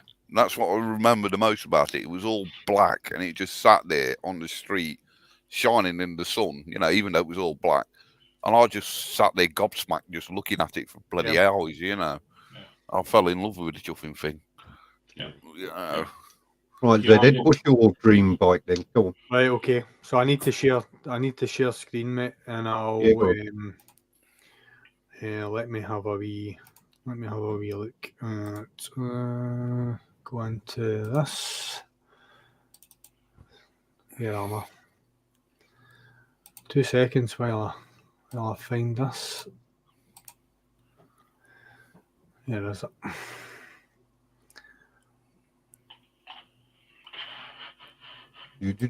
Right, Zed, we'll wait.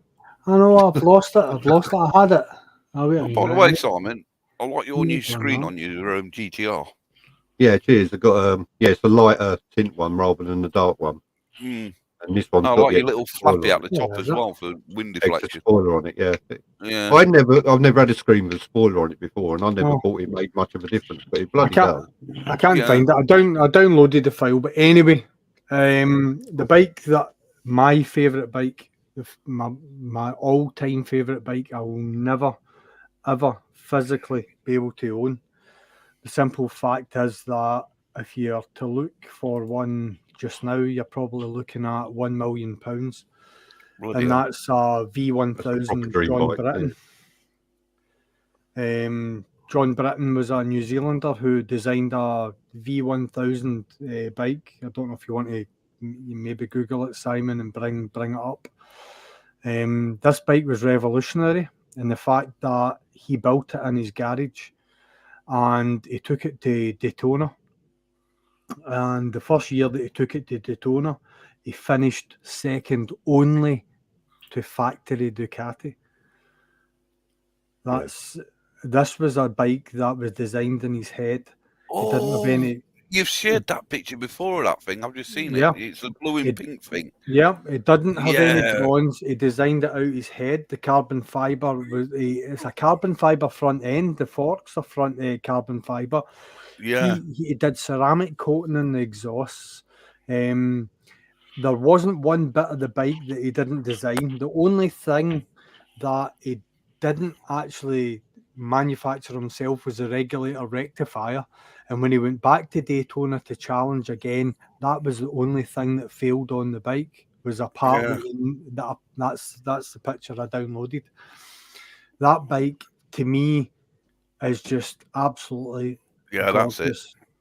Yeah, it's not just the bike, it's the story of that man. If you ever get the chance, sit and watch the story of John Britton. It's on YouTube and it's about an hour and 40 minutes, and I'll tell you, if you don't feel emotional about it, then you just won't get it. It's like, honestly, the guy had a vision and he believed 100% that bike was going to be faster. He hand forged every single part of that engine. Did you say he was Australian? In New Zealand. New Zealand. Yeah, something about them, isn't it, the Australians in New Zealand? Because you look at the world's fastest Indian. Absolutely. You know. What was Burt Munro? Because the world's fastest Indian. Yeah, because I watched the film with old Anthony Hopkins. That's right. Absolutely brilliant film and story behind it. If you look into John Britton, and John Britton designed his own house and built his own house, and he did it on a shoestring. not very many exist at all, because most of the bikes were actually built for racing. I think there was about 3 or 4 iterations of the Britain to actually get it to a competitive level. And then there was one of the designers from Ducati that actually contacted John Britton and said to him, "What can I do for you?" Because see, if you watch the documentary, see all the Japanese press photographers and that, they were walking by Japanese bikes to photograph the Britain. The Britain was faster than the Ducati. The only reason that the Britain failed was a part that John Britton didn't design himself. Now, see when he was actually doing the qualifying, I don't want to bore you all with it, but see when he was doing the qualifying, the actual cylinder sleeve got a hairline crack in the water jacket, and an American school who teaches mechanics to repair bikes allowed them to use their facility, and they went in, and John Britton had never brazed before in his life, and he hand brazed the cylinder sleeve to seal the hairline crack, not knowing whether it was going to work or not, and took that back to Daytona and came second to Ducati. Bloody hell. The story it's just unbelievable. The story it's like there's so many reasons why it shouldn't work, and every single bit of it did work. There's just something about their mechanical skills and that, and the ingenuity that a lot of them come up with. Like you say, the world's fastest Indian. He built it at home. And it was, what was it? He was pouring his own cylinder heads and things like that, weren't he? Right.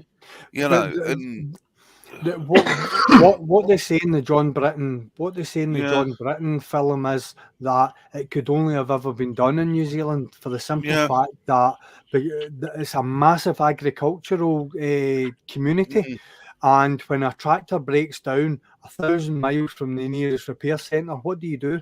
Is make, do, and mend. Fix it yourself. You fix it yourself. So this is the whole mentality of the whole country. Is if you can't fix it yourself, then you're no good to anybody, and that's the ethos that John Britton had. Certainly, what Burt Munro had as well. I think we've lost that in this country. Is that like the UK sold out. The UK sold out and accepted imports. And we lost the trades. Yeah, we did. We lost a lot of skillful trades because it's like, there's still there's a place in Rocham Docks still makes ropes, the same way they did back in the Victorian days, and they're still passing the skills on. There's a scissor maker in England who makes scissors, and you look at all the guys who are making them, the master scissor makers, they're all in the 80s. Yeah. And they're trying to pass those skills on to the the younger generation, and we've lost that in this country, the manufacturing, because we sort of went, there you go, China, Japan, build our stuff for us.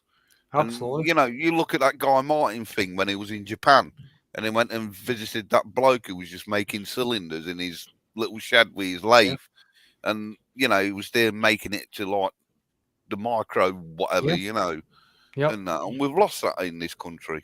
Yeah, we've lost all that hands-on skills. 100%. I used to, as I say, I was a mechanical fitter to trade, and I used to walk into the turning department, and I knew if I was asking one of the turners to face off an end plate for a gearbox to maybe 10 thou, I get that back, and that 10 thou shaved clean off it. Without, do you know what I mean? It's like what a skill. I couldn't do that myself. Well, I could put it all together once it was all machined, but I could not have machined it the way these guys do. They're phenomenal. Because that's a bit like me. Because when I first started doing office equipment, a lot of it was metal gears and chains, and a lot of the circuit boards was, if a component went, you used to go down to the local RS or Maplins, get that resistor, get your soldering iron out, unsolder it, and put it back on. Yep. You know, you'll have it up and running within like an hour or two. Yeah. And then eventually, because of the way technology is with circuit boards and that, and everything got smaller and smaller and smaller, and then you got one circuit board doing the same job as like 5 others. Aye. It was like, oh, right, oh, that board's gone. Right, slide it out, put a new one in. Just plug in and play. Yeah. It's like you look at a newspaper just now and you'll struggle to find a TV repairman. Yeah. Whereas a TV repairman would go into the back of your TV and take out a to be honest with you, TVs a valve. It's all on one circuit board now. Yeah, they're all plug-in, you know, they're all throwaway nowadays. Yeah. That's what we've become, is a throwaway society. Yeah.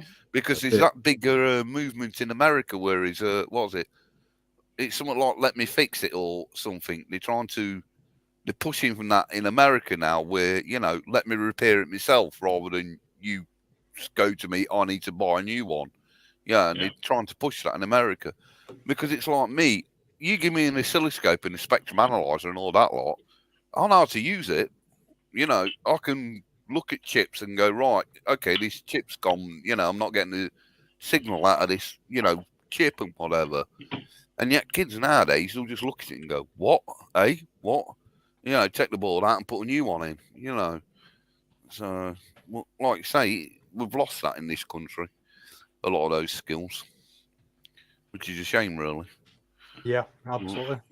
Well, like I say, it still makes me laugh on that world's fastest Indian when he gets one of his heart tablets and drops it in the tank. Because the nitro, aren't they? Nitroglycerine, in it. I know. No, it's like how do I make it faster? I cut the tread off, and he's cutting the tread off with a knife.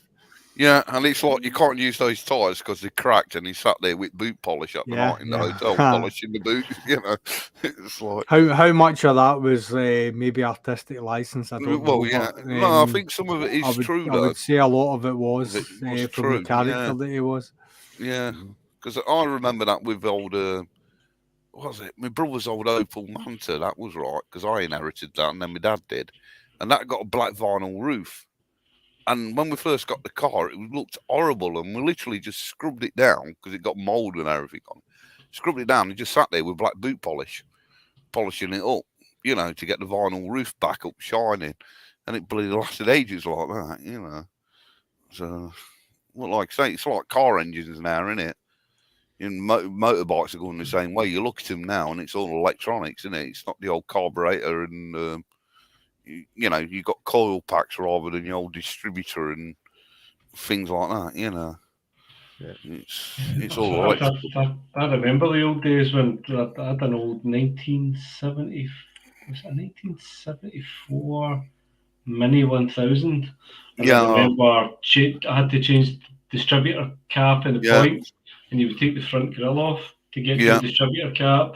And the motor and everything would be on. That was part of the service. You would change the plugs, the oil, the filter, distributor cap, and the point.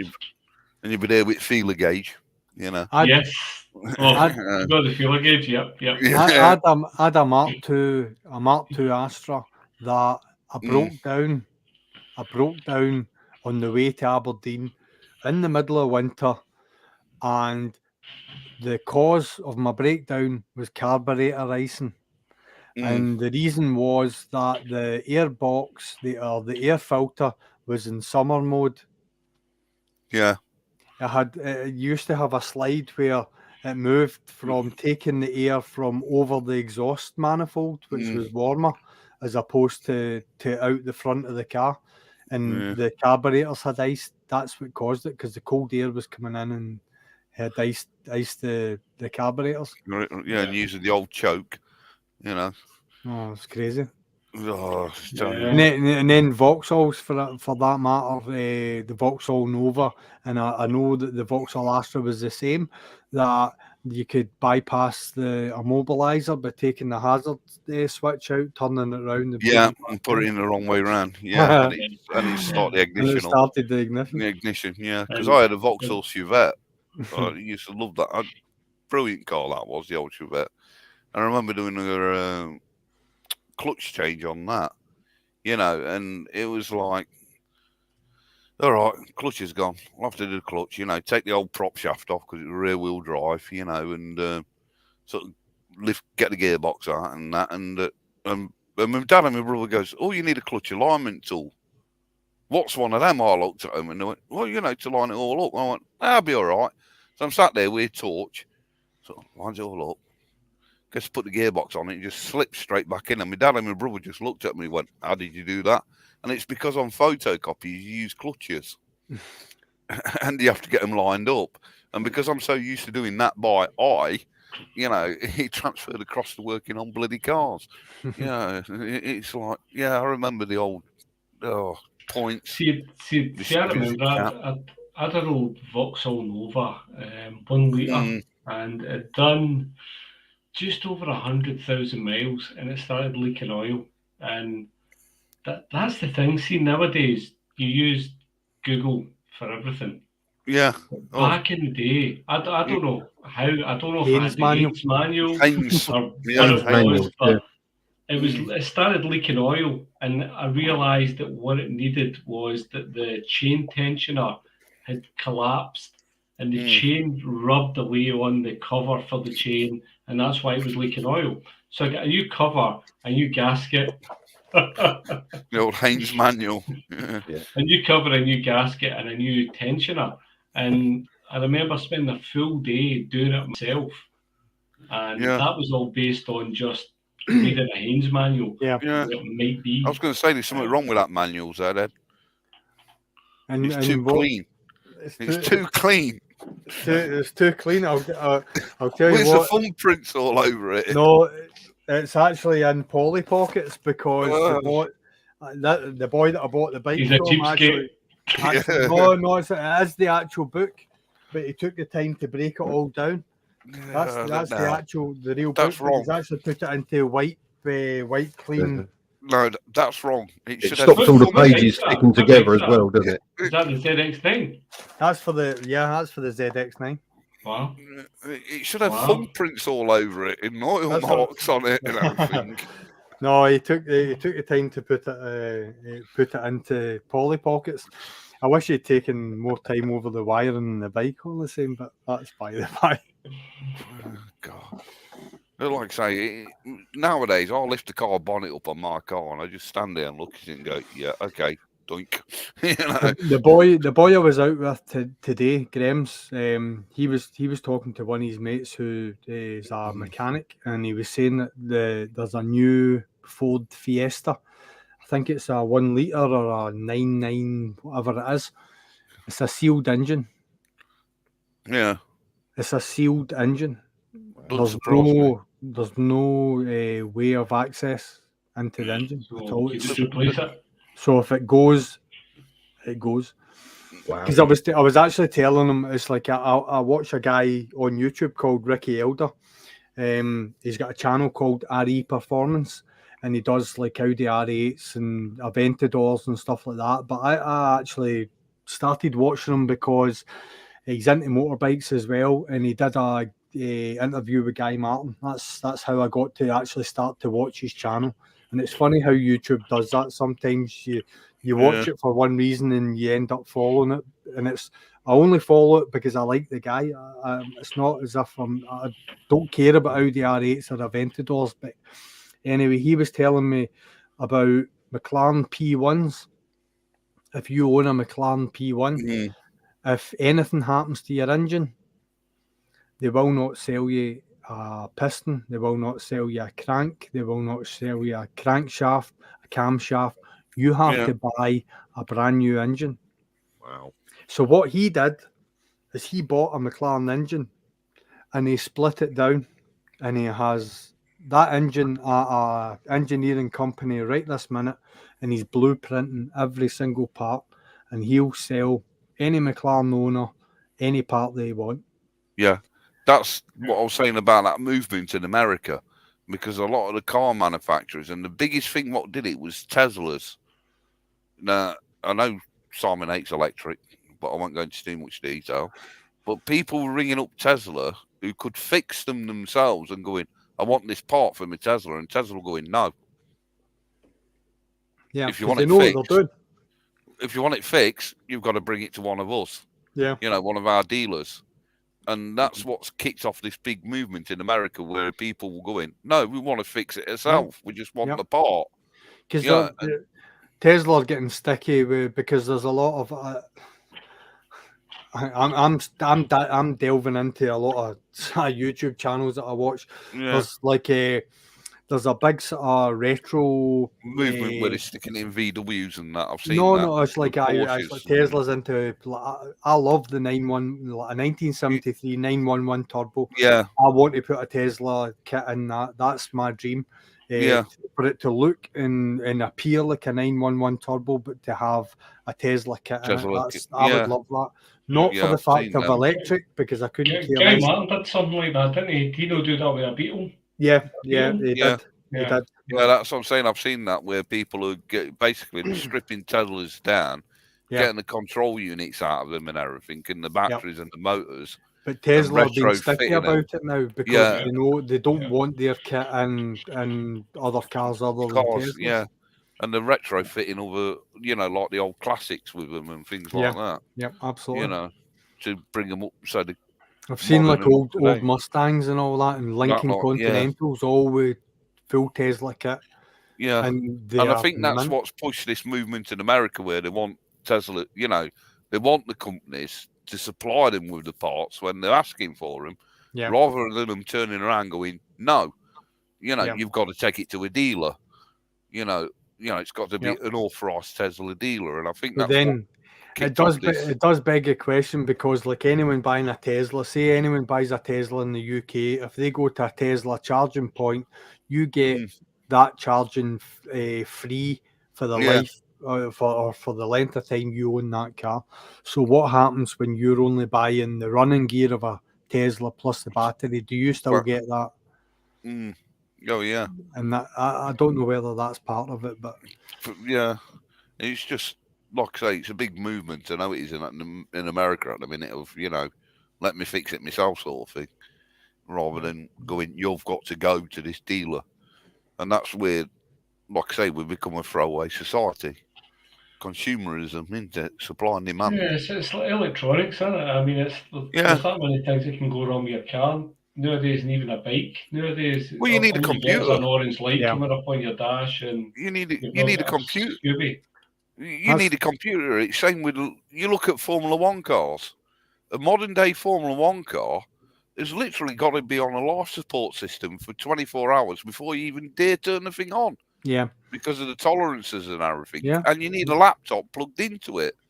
Because an F1 car, if you tried, you wouldn't be able to fire it up when it was cold. No, it's naturally in its cold position, the engine seized. It's seized, yeah. Because of the tolerances of the engine. Oh, you're rolling, yeah.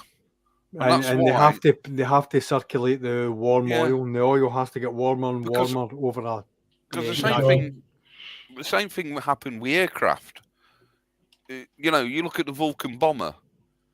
The reason why you don't see many old Vulcan bombers flying around is because the people with the technical know-how to keep them things flying are not around. But the old Spitfires, because they're old, cable jobs and made out of wood, they're easier to keep flying than the modern day, like the Vulcan. And the Vulcan, what was that? 60s, 70s, 80s technology? Because of the technology advancements. Yeah, it's like you say, it's most things nowadays. We've become literally a throwaway society, even down to aircraft. Yeah. Before I shoot off, Simon, what's your dream bike? Oh yes, forgot about Simon. Yeah, it would probably be the Electric Glide. That's the one I would dream to have. K1600 GTL. You've been on one though, haven't you? So that's why you know what you want. Yeah, the Electric Glide is the one I would want because it's very comfy, easy to ride, and there's nothing I didn't like about riding it except when I nearly dropped it. Yeah, it was a schoolboy error in the car park, and it ended up with Tracy on the back, and she was holding it up as well, and she ended up jumping off and then helping me push it that little bit so it was upright again. Yeah. But, I lost the engine doing a U-turn on it because it's a big old rumbly thing, isn't it? So. So can it take a bend? Yes. Yeah. Yes. I was shooting down the interstate at just over 70 mile an hour, and I was using the Harley Davidson sat nav, which only tells you about 100 yards before you get there which junction you want. And yeah, and I was on the interstate, and it said you want this junction. So I was like, crap, and I was in the outside lane, so I just indicated, checked nothing coming, and headed for the slip road. Couple of cars I went across the front of, and then when you get onto the slip roads off the interstates in America, they state how fast you can go around that slip road. And bearing in mind I was doing near 80, and it said 40. And it's not like it's warning you a long way before you get there. It's, oh, by the way, if you're doing over 40 past this sign, you're probably going to die. And I was chucking it down gears, and I really pushed it into the bend. Yeah. And I managed not to scrape anything, which was quite fortunate because that would have been expensive. We got round the bend, and I got onto the next interstate, and I just opened it up again on the next road. I opened it up again, and this little voice from the wife behind me went, "You nearly fucked that up, didn't you?" I went, "Yep." You're riding along, and it's 35 odd degrees. You got your shades on, you got the music blaring out the bike, and you're just enjoying the road. And all of a sudden, the sat nav says, "Oh, take this exit." And you're like, "Crap!" It does sound awesome, though, doesn't it? You know, it's. But yeah, they do bend, Yeah. and when I'm going to be in Orlando, and Orlando Original Factory or Harley Davidson Original Factory, whatever it's called, just off the interstate, they actually rent the electric glide for $99 a day, and that includes all your insurances and everything. So I shall be doing that again. They do take $1,000 deposit, but yeah, they and they do scrutinise the bike when you bring it back to make sure you haven't scraped the underside of the exhausts and the foot pegs and everything else, because they'll just charge you to replace them at Harley Davidson prices. But customer service is brilliant as well, because I said to them the first time I rented one, I said, right, never rented a bike from you guys before. I'm in America. What happens if I get a puncture in the middle of nowhere? Because I know what I do at home. I ring the AA. And he said, no. He showed me on the sat nav thing. It's got all the numbers for the Harley dealers. He said, this is ours one. He said, you ring us and we come out to you. I said, oh, what? And you fix the puncture? He said, no, we just bring you another bike. It's easier. Bloody hell. Yeah, probably. So if anything happens, ring them. They'll come out with a van, swap the bike over. Away you go. Yeah. So I would get it right up to the empty on the fuel tank. I'd stab the back tire. Especially at today's Scottish. Especially at today's prices. Yeah, but no, you have to take it back full as well. But there is a gas station right outside the dealership. And the worst thing is when you rent it, they go out and he gives you the full salesman pitch about how everything works on it and then all the rest of it. He'll even help you connect your phone to it as well, which is really cool. And then right then you get on the bike and he says, right, I want you to ride up the car park, do a U-turn and come back. And that was the scariest thing I'd done because I'd never ridden a bike this big before, and he's now asking me to do a U-turn. So I did the U-turn how you do it in the UK. I went up, I moved all the way to the left and I went round. And I came back, he said, oh, I thought you was going to go up and go that way round. I said, well, you do that in America because you're on the right-hand side of the road. In the UK, I'm on the left, so I go round that way. He went, you are going to ride on the right over here, though, aren't you? I went, oh, yeah. Is that when they handed you the American driving licence as well? Yeah. Congratulations, you passed. Congratulations, you passed. Yeah. Stories about even Tracy said to me, she said, you look petrified going up there and doing that U-turn. I said, because I knew he was watching me. So was it a straight transfer over, Simon, for your license? Did they recognise that as soon as you? Yeah, you can rent whatever you want in America, as long as the original country has got the appropriate license for it. Okay. So they've got trikes. Well, if you've got a car license in this country, you can ride a trike. So you can go over there with a car license and rent a freewheel Harley trike. Yeah. So as long as it's corresponding on your license, then yeah, it's the same as the car rental companies and that over there. They they get really confused when I went over there the first time in 2008 because I had the paper counterpart with my plastic license. Yeah. So I gave them the plastic bit, which they're used to, and then I handed them this paper bit, and they went, "What's this?" Yeah. I said, "It's the other half of my license." I'd have just grabbed it and been like, it's nothing. It's got all my endorsements on it. It's got nothing. It's nothing. And what if you haven't got? And what if you haven't got the relevant licenses? Do you drive an ed school next door so you can just go and get the American one? Actually, they actually teach how to ride motorcycles there, so I'm sure they'll give you some lessons and take some more money off you as well. Yeah, but then you can only have a license in America. Actually, you wouldn't have the American provisional, so they probably couldn't teach you. I was going to say, because a lot of their things, isn't it? It's like you go in the car park, can you start the engine on? Can you put the wipers on? There you go. Here's your license. You know. So see, with the exception of the Livewire, all Harleys are twins, aren't they? Yeah. You know, everyone that I know is a twin. Yeah. You know, yeah. They are all twins. That's what they do, and it's. Yeah.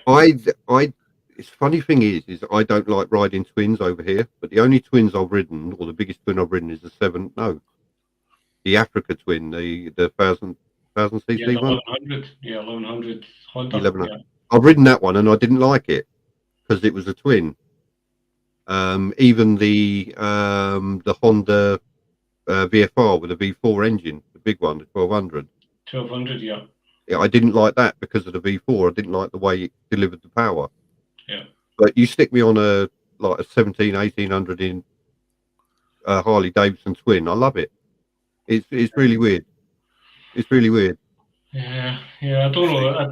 It might be the engine. It might just be the seating position, or just subconsciously you're on a Harley and you know it's a twin. Who knows? Yeah. I mean, you do get vibrations. Yeah, don't get me wrong. You get vibrations, and when you're sitting at the lights and it's idling, and it's 35 degrees on your back and 110 degrees around your crotch, you feel the vibrations. You know you're on a Harley because it's. I'm going to upset Simon here. I actually don't like Harleys. Yeah. I love the electric ride. That's the only one I like. It's the only one I've ridden. I prefer the Indians. Funnily enough, I don't know why. I like the Indians as well, but I look at the Indian as they're the same bike. To me, they're the same. A big 1800 twin noisy bike. I just don't see what the appeal is with Harleys. You know what I mean? It's just, I don't know. It might be just me. I know that thing in mine looks like a Harley, and it's a copy of an Harley, sort of thing. But I don't know. Well, see the thing for me, right? If you go to Largs is a big biking community. You know, we're all there. We all go there. The sun's out. We go to Largs, and you get a massive section of the car park that's like every other bike apart from a Harley.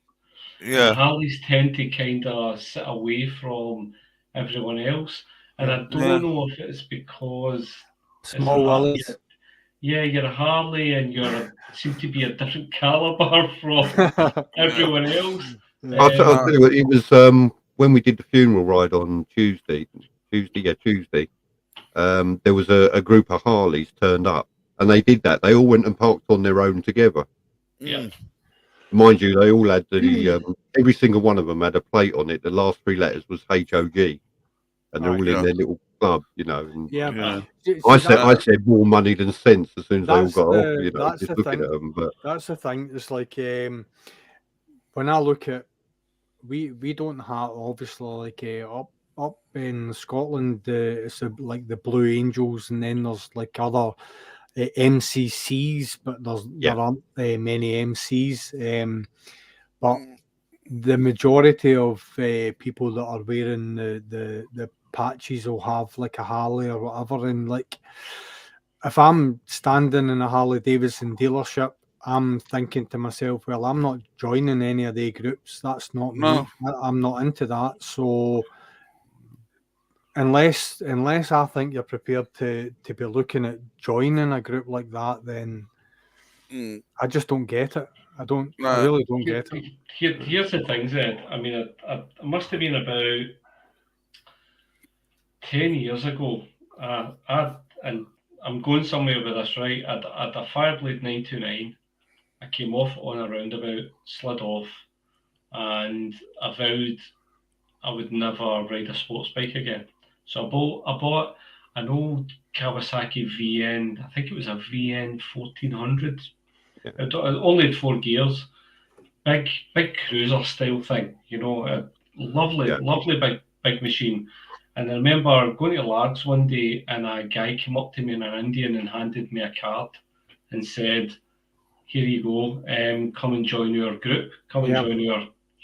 And that's the only time. Out of all the times I've had bikes, that's the only time anybody ever came up to me and handed me a card to join their clan. Before I was on a cruiser. It has got that kind of, because like the fact that Harley Davidson has their own owners club groups as well, the Harley owner group, the hog riders as it is, and you look at it in America, and every chapter is dedicated to an individual Harley dealership in whatever state that it may be in, and it's fair enough, but.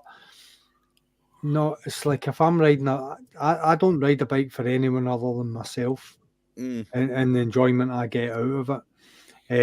It doesn't necessarily have to be a Kawasaki or whatever, because I mean, like I've actually mentioned, I would love a BMW 1000RR. That's a bike that I certainly I'm going to be looking at soon. My ZZR 1400's paid off in November, so I will be looking to put another bike in the lockup at some point, not possibly straight away, because I need to work out what's happening with the ZX9R, whether I do it up and sell it or whatever it is that I end up doing with it. I haven't decided yet, but the BMW 1000RR will be a bike that I will have. So, like the likes of, it's not bike snobbery. I just don't get. I don't get. I understand, like, if you are talking, like Simon, you've ridden the electric glide, you know how comfy it is in long distances. I get that when you're sitting for 1,000 miles and it's almost straight in America. That's cool. In Scotland, I think an electric glide would be a bloody nightmare. Yeah. The roads that we ride on, an electric glide, I just don't get it. Oh yeah, I mean, if I'd taken the electric glide on that little holiday to Cornwall, I would have been in trouble. Yeah. I would have been in trouble. It would not have handled those roads. I mean, I barely handled it on the GTR at times because it got that bad. I'll tell you one thing. My last bike was a Versys, and it handled those roads fine. Yeah. But that's a venture bike. If I was to go on holiday to America, I would hire a Harley. Because it's the only place I think personally it would make sense. Yeah. See, I mean, a friend of mine's got an Indian chieftain, which is the equivalent of the electric glide. I think it's a chieftain. And he rides that with us, and he keeps up with us on the country lanes on it. Yeah. So they do handle those big caravans, as is nicknamed in our group.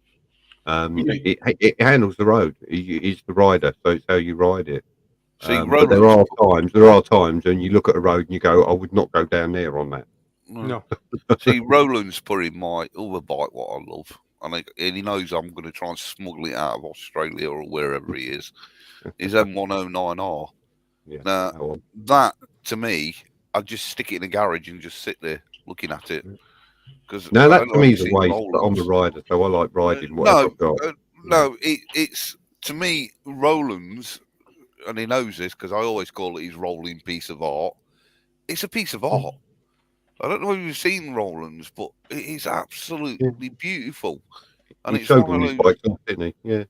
You know, it is a gorgeous looking piece of machine. I do like that, but I'm looking at that from, I know it sounds stuff, my arty-farty side, you know, the looks of it. And I think that's what it is with me. If the bike looks nice, then I'll sort of like gravitate towards it. And I just don't like Harleys. They don't do it for me. You know, I like the look of the Indians. I like his M109R. There was a Harley. I was at the Green Welly shop today, and I can't honestly tell you the make of the Harley. It's maybe going to be in one of my videos. I might have caught it because it was sitting in the car park when I pulled up. It had an old bike pedal kickstart, and it was like kind of low and stretched, and it was what I would class as post-war, just after the war, low stretched with the massive big flared tin rear fender and front fender. And I said to Graham's, who I was with, if I was owning a Harley, that's what I would own. Yeah. Because that to me is a Harley. These American soldiers that come back from the war and they customize these bikes.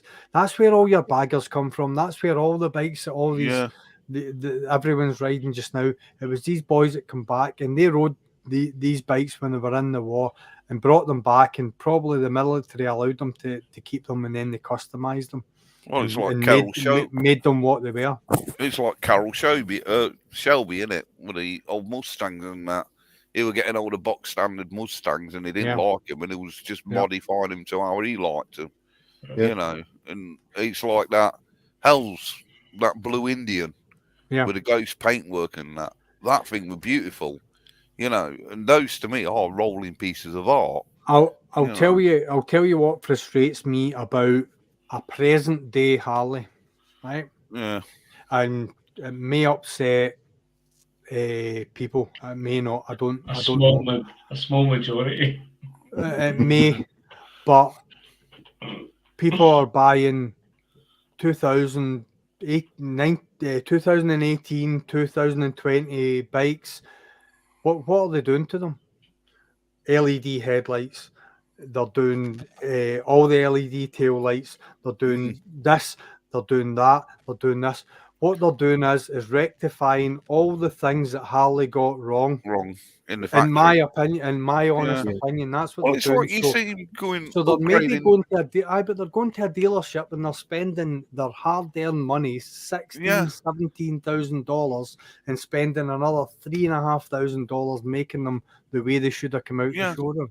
Because it's like the engines, isn't it? You know, they get the Harley, and then they're having to upgrade the engine. The stages, that's right. Yeah, through the stages, because they're not getting the power out of it they want. To me, if you're spending that money on a bike, it should come out the box. And what's Harley done just recently with the bigger engine? Why have they done that? It's because Indian offered it as standard on the Dark Horse. Yeah. Was it the 131? Or I don't know. I don't keep up with well, it. That was 131 or something like that. Burning gas all in ass. Yeah. His missus got an Indian, hasn't she? Yep. And he hopped on that. Gardos admitted it himself that he hopped on that, and he just could not believe how much power and everything it come. As standard. We watched him. He was on a live stream a few days before he took that Indian out, and the question was asked to him, "What do you think of the Indian?" And he was like, "I'm a Harley man, always be a Harley man." And then he took that Indian out, and he was blown away by it. Because see when he put that video out, you'll see in the comments that I said I knew you liked that. Yeah. Because of his reaction to that question on the live stream. All he kept saying was, "Buy it, buy an Indian, buy this Indian." Yeah. You see, don't get me wrong. I've got no disrespect to people who. Did you get sponsored by Indian after that? You know, it was funny. It was funny because his second bike, the second bike went up for sale not long after it. Yeah. Aye. Well, you know, don't get me wrong. I've got no disrespect for people who own Harleys if they want to own them and that. But from my point of view, I just cannot see the point. You know, if I'm going to spend that much money on a bike, I want it to have everything on it out the box. You know, out the crate. I don't want to have to go out the next day and spend, you know, 200 quid on an LED headlight or whatever. Well, if you want a motorbike with LED headlights and everything else, buy the Indian. If you're happy with the Harley as it comes standard, buy the Harley. Yeah, well, yeah. But then Harley owners themselves, by their own admission, are buying. Yeah. You look at even Hell's like what he's been promoting with the LED lights, rear lights, and so on and so forth from the Bike Week. Yeah. You know, it's like this is what the sort of general population want. They're seeing what's out there. They're seeing what the Harley's lacking. They know they want it, and now the companies are making that software or hardware available to them. Yeah. Surely, I know why Harley aren't doing it, and I'll tell you right now, because it's the difference between Harley selling a $14,000 bike or a $22,000 bike. Mm. Because for them to put all that on it, it's going to cost more for you as a the end user. Yeah. Yeah. But no disrespect to people who own Harleys and that. You know, if you like them, you like them. But me personally, But see, at the end of the day, it's like I've got a ZZR 1400, and I've got carbon fiber heel plates. I've got carbon fiber infill panels. I've got R&G bar end weights. The list goes on. Yeah. It doesn't matter what bike you get. I mean, like every bike I've got and every bike I've ever had, I have my own vision. Yeah, but there's a difference there. You're not having to upgrade the engine. You've not said about that. You put all your carbon fiber bits on it, but have you actually staged up the engine or anything on it? I think 186 mile an hour super bike. Yeah, well, that's what I'm saying. Doesn't need any upgrades. Yeah, but that's what I'm saying. That thing underneath, when you put all the original bits on it, is still that bike. I've done it with a ZZR 600. I've done it with my ZRX 12. Yeah. It's like the point is that although there isn't probably a car or a bike that's ever been designed that somebody hasn't come out with a better idea of how it should look. Yeah. Because just everyone sees everything just that wee bit differently. I'll tell you, see if I was going to buy another bike, I don't think I'd buy a Harley. I think I'd probably buy like a CCM or something. See, like a single cylinder, nice cruiser, something that you just want to take in the smells and the air and just enjoy it. You know, I just, a Harley to me a Harley is just commercial. You buy a Harley, you need to buy a Harley bike, you need to buy a Harley jacket, which will cost you 200 quid more than say an RST jacket, you know, and all the crap that you've got to buy that goes with Harley. Yeah. I don't think Hey, Roland. You know, how you doing, buddy? How you doing, my man? He's usually in his garage. He's not in his garage. Look. I know. No, I know. I'm in the home team. Oh, I can't draw. They've let him in the house. I can't draw over his bike. I'm upset. Yeah. It's like me. You know, I put the saddlebags on that with Michigan. You know, my missus got them off Amazon. They're only cheap and cheerful. The only reason why I put them on there is because I was fed up with carrying a backpack on my back. I wanted a bit of storage. You know, so all my waterproofs and that are now in me saddlebags rather than me having to carry them around on my back. That's the only mod I've done to that. On the wind deflectors, which broke off when I dropped it on the floor. The only modification I've done to my GTR 1400 is I replaced the screen, and that was out of necessity because my son ruined my old one. Yeah. The original factory one. And I've just replaced it again because I don't like the replacement. But I've got the same thing. So what was other than tyres and brake pads? What was it with the replacement, Simon? Did you not like the shape of it, colour? What was it? Was it too was it vibey? Was it what, the screen? Yeah, what was it? Why did you replace the replacement? I replaced the replacement because it was a dark smoke screen. Right, okay. Just visibility wise. And my mechanic got hold of it. He bought a GTR 1400 and he bought the light tint screen for it. Yeah. And I said I really like it. It actually looks nice. And he found one on eBay for me. And I went in there on Wednesday or Thursday. And no, Wednesday I went in there to see him, and he said, "I bought you something in here," and he just give it us. So yeah, because like when the military biker put out his new video with a new screen that he put on, I posted a comment saying, "Mate, I would rather have that screen in clear because his riding position and the way where that screen is, you can't see anything that's in front of him. Yeah. I mean, my dark smoke screen, I could see over the top of it. Yeah. And even at night, you can still see through it to a degree. You can still pick out the cat's eyes, the white lines, and all that sort of business. Yeah. But Okay. I've sometimes wondered when I was about going down the road that had lots of debris on it, I was lowering the screen just to help me see a bit nearer the bike. that. So I had a conversation with Stevie, and he's like, I said, it's just that it matches the colour scheme of the bike, the black and red. So I was like, I totally get it. I totally get it. It was just an opinion. It was like it's affecting the viewing pleasure because obviously you're used to Stevie with the Sportster and everything's low down and you can see the vistas in front of you, and now you've got this big dark screen that's sitting, and it's sort of kind of changed the sort of feeling of his channel, but it hasn't degraded it in any sense. That's just it's something I have to go over, not something he has to go over. If you can understand that, it's just I just felt it was quite severe, the change from the light screen to the dark screen. Yeah, hang on, I'll just show you if I can bring this up. Your screen's powered, isn't it, Simon? Sorry? Is your screen powered? Yeah, it is. Goes up and down, yeah. Yeah. I mean, there you go, look. I mean, you can actually, I can actually see over the screen quite easily on the old one That's how it was. Screen, isn't it? See when you see it front on as opposed to your helmet cam looking out, it's a big screen. Yeah. Oh, it is a big old boy. Yeah. It's about 3 foot nearly. How much wind protection? Obviously, it's a lot because I'm getting I'm getting caught right on my shoulders with mine. It's like I've got a double bubble race screen on mine, and I'm still getting caught on my shoulders. I really need to hang over the tank to. Off of that one, I used to get wind used to hit me just in the visor level. I'm tall as well.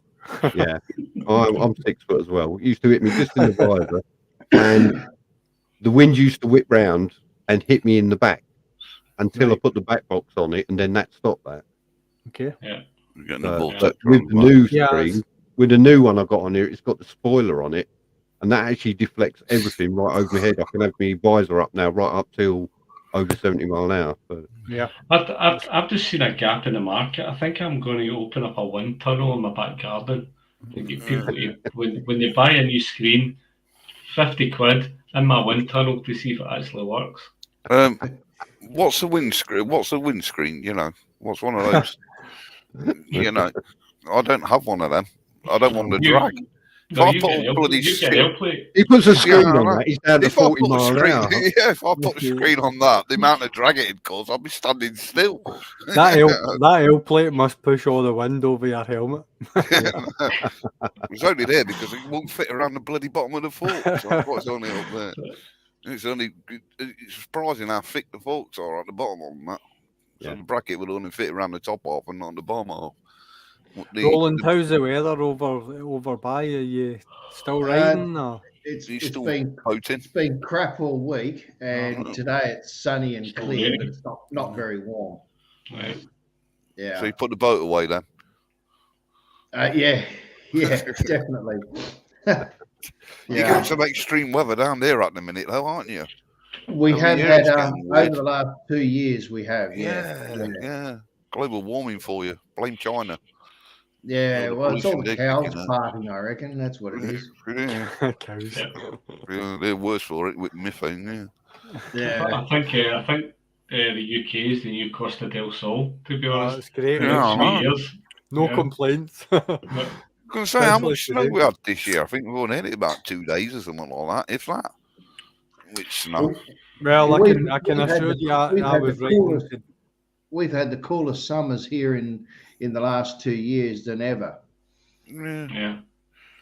I was riding today and there was still snow in the hills. Yeah. Well, yeah. If I remember, Rolly, it was only a couple of years ago you had those wild fires that were going on, and there was people rescuing koalas and stuff. Yeah. That was mental. That went on for months. Yeah. Those wild fires. And like this year we've had probably 3 hot days, and the rest have been sort of in the high 20s, and that's it. You're not moving back to the UK. We're not letting you back in. I know we kick you all over there, but you're not coming back here because our weather's improving. Yeah. That's right. I think we're about 15 just now on a high. Yeah. It's been about 15 today, hasn't it? No, it's been about 15 something today, yeah. I was out in the car earlier on, just after my bike riding. The temperature gauge was reading 19, and when I was in Tyndrum as well, it was 18. Wow. What sort of heat do you get in summer over there, Zed? Well, we don't. It's not consistently warm, Roland. That's the thing about it. It can be very, very hit and miss. Like just now, I would maybe say we're in like what I would call like a wee hot spell. Would you agree, Robert? It's just like a course of maybe 3 or 4 days where we've had sort of warmer weather, where it's gradually been going up, but it's not amounted to much. 17, maybe degrees, 18 at the moment. Sorry, where I am, it's 7 degrees right now. How much? 1 o'clock. 7. 7, just coming up to 1 o'clock at night. It's night time. It's at night. So to us it's still warm. You know. I would say seeking back, if you get back even just maybe 4 or 5 years, you would have. It would be cold right up until May. You would get like a nice week in May where it might be about 20 degrees. Yeah, and then it would go cold again. Then you would hit June, July. I would say Zed maybe 25. Yeah, It has the last couple of years. It's reached about 30. Yeah, and we've been like global warming. This is great. 30 degrees. It's never been known in Scotland. We're loving it over here. Is phenomenal in Scotland, but we've had maybe summer in Scotland usually, Roland, is a great day. I've known it to. We've had sort of really good sort of spells, as Robert's saying. We've had really good spells recently. It doesn't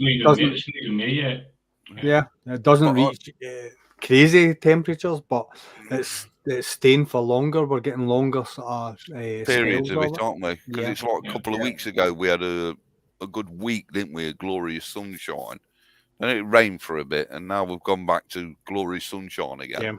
But I've known it snow in May before.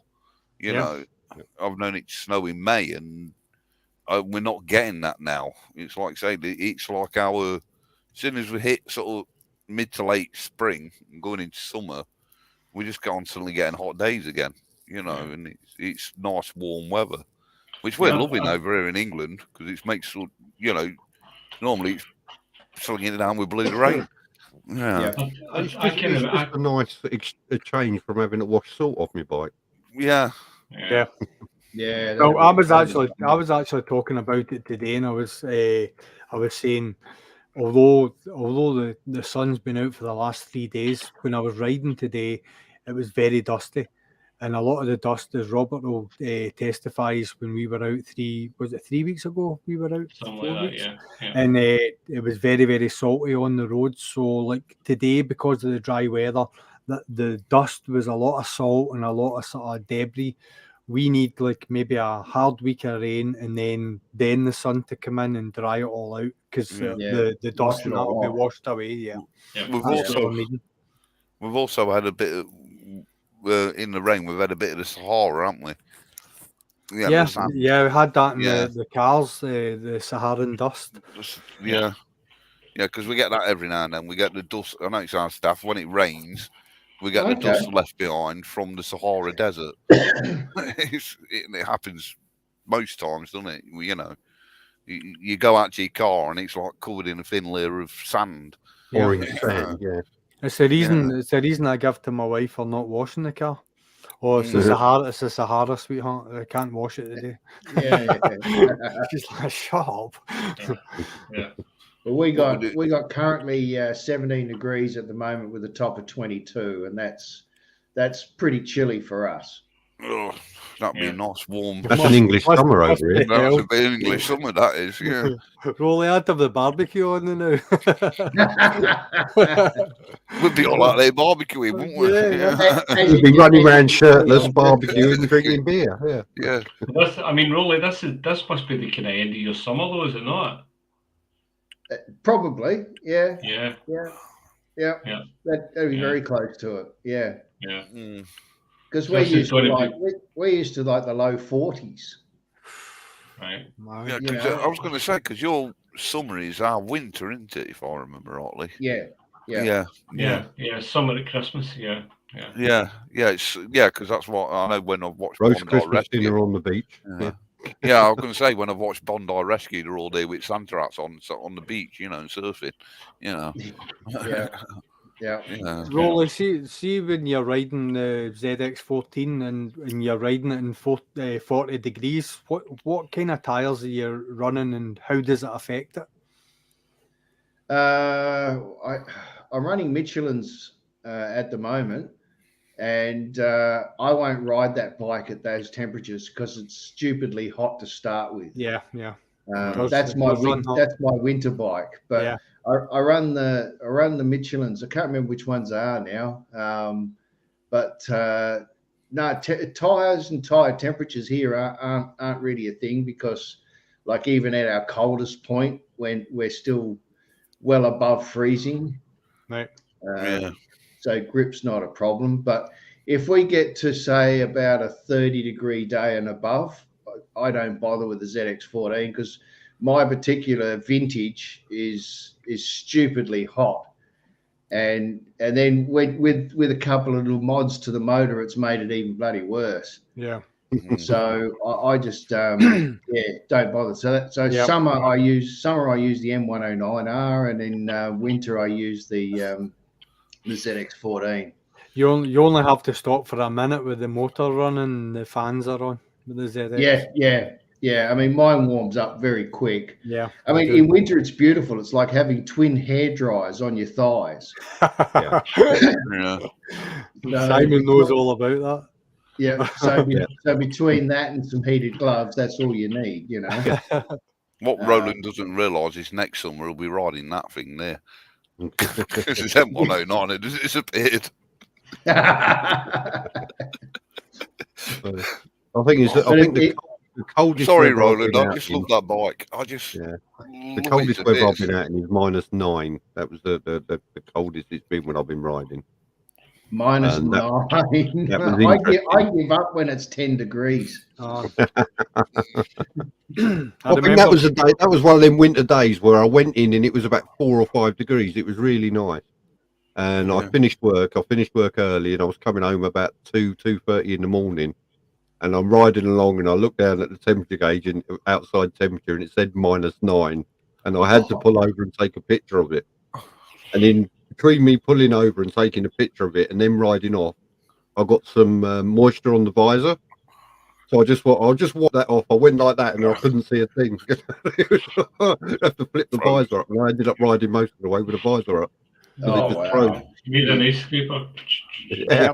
I've got a photograph. It was when 2009 when I just passed my test, and like I had a ZZR 600. I'd ridden in. I was on a night shift, and it must have been just about 0. So like I was like, I'm gonna go in. It's fine. I checked the weather forecast. Nothing was doing. So I went in and I started my night shift at 10 o'clock, and probably about 2, maybe 3 in the morning, it started snowing. Yeah. And my bike's lying in the car park. And by the time I finished my work at 8 o'clock in the morning, I had to scrape the snow off the car. The car park was full of snow, and I had a choice to either sleep in my work or ride home. And I was finished for the weekend, so I was like, what did I do? And I rode home, and it was the worst journey I've ever made in my life. Again, Simon, I had to have my visor open because the snowflakes, they were falling that thick that I had to keep my visor open. Then I was getting hit in the eye with snowflakes, and I was coming home one morning, finished work at 6 o'clock in the morning. And in this country, if it's going to snow, it snows between 6 and 8 in the morning or during the night.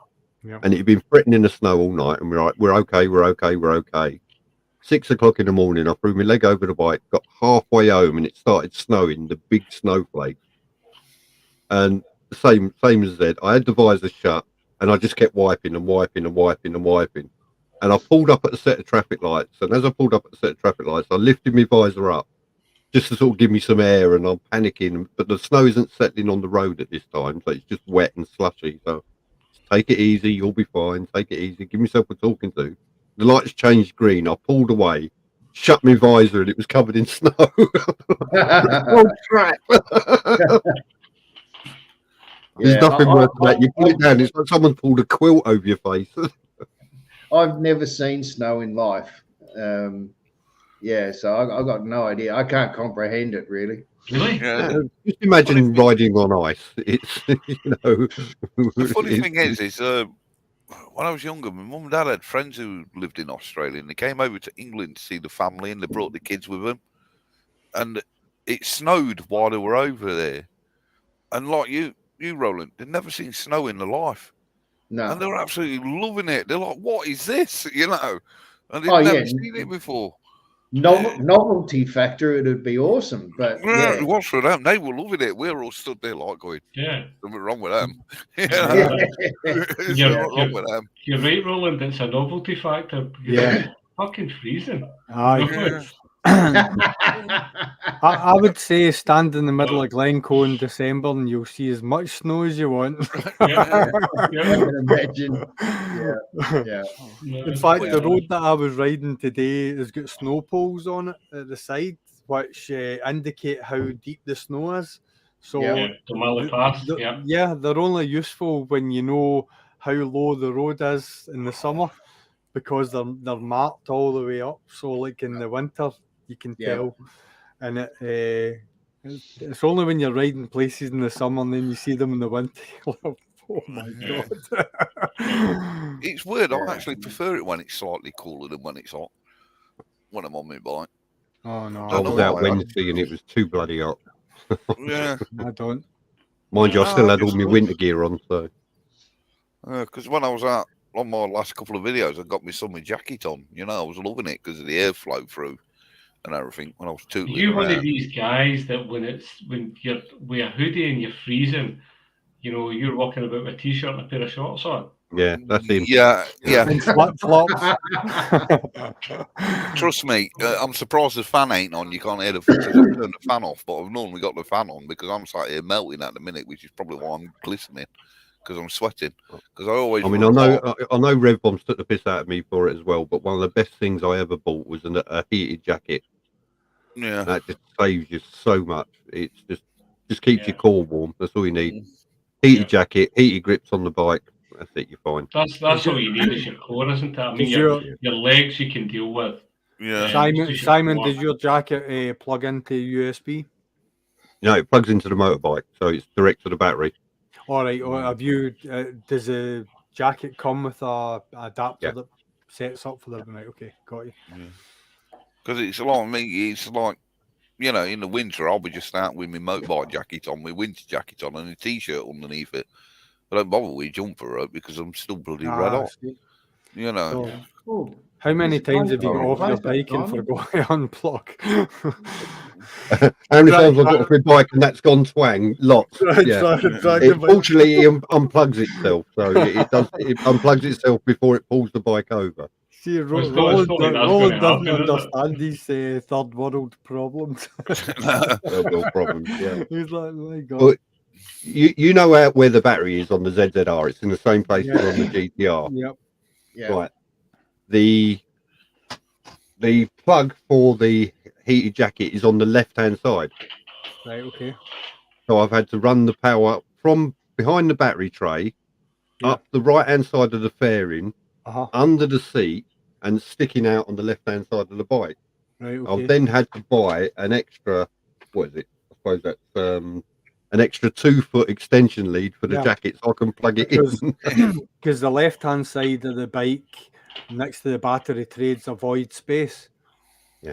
And then there's a hole that you can come out through the frame and back. Is that what you've done? No, I've come out through where the back. battery sits, Yeah, where the yeah. battery sits, because it's you've got the live then- terminal and you've got the negative terminal And just into the there. under tray. It's connected to that, and then I'll put the battery tray back on, but I'll run the wire up through the little hole that's there, and then Got into you. the fairing on the right hand side below the seat, Right, got you. up there, and then under the seat, because obviously the petrol tank comes about that far Yeah. under the seat, so Yep. it goes around that and then sticks out left hand side of the Yep. bike, but there's just Yeah, enough to have about that much that's sticking out. that's what a lot of people don't actually understand about the GTR and the ZX14 is where the fuel tank is. You're pretty much sitting on it. Sitting on it, yeah. You Yeah. know, it's a weird one. It goes under the seat, yeah. Yeah. It is. Yeah. Because you're all gonna hate me, but the other thing I've been looking at is if I know it sounds like if I don't do my full bike license, I've been looking at those Piaggio MP3s,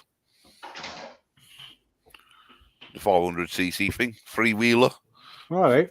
Looks like a scooter. Well, it is a scooter, but it's a giant scooter to do a 500cc one. But you can actually, because it's classified as you can use it on a car license.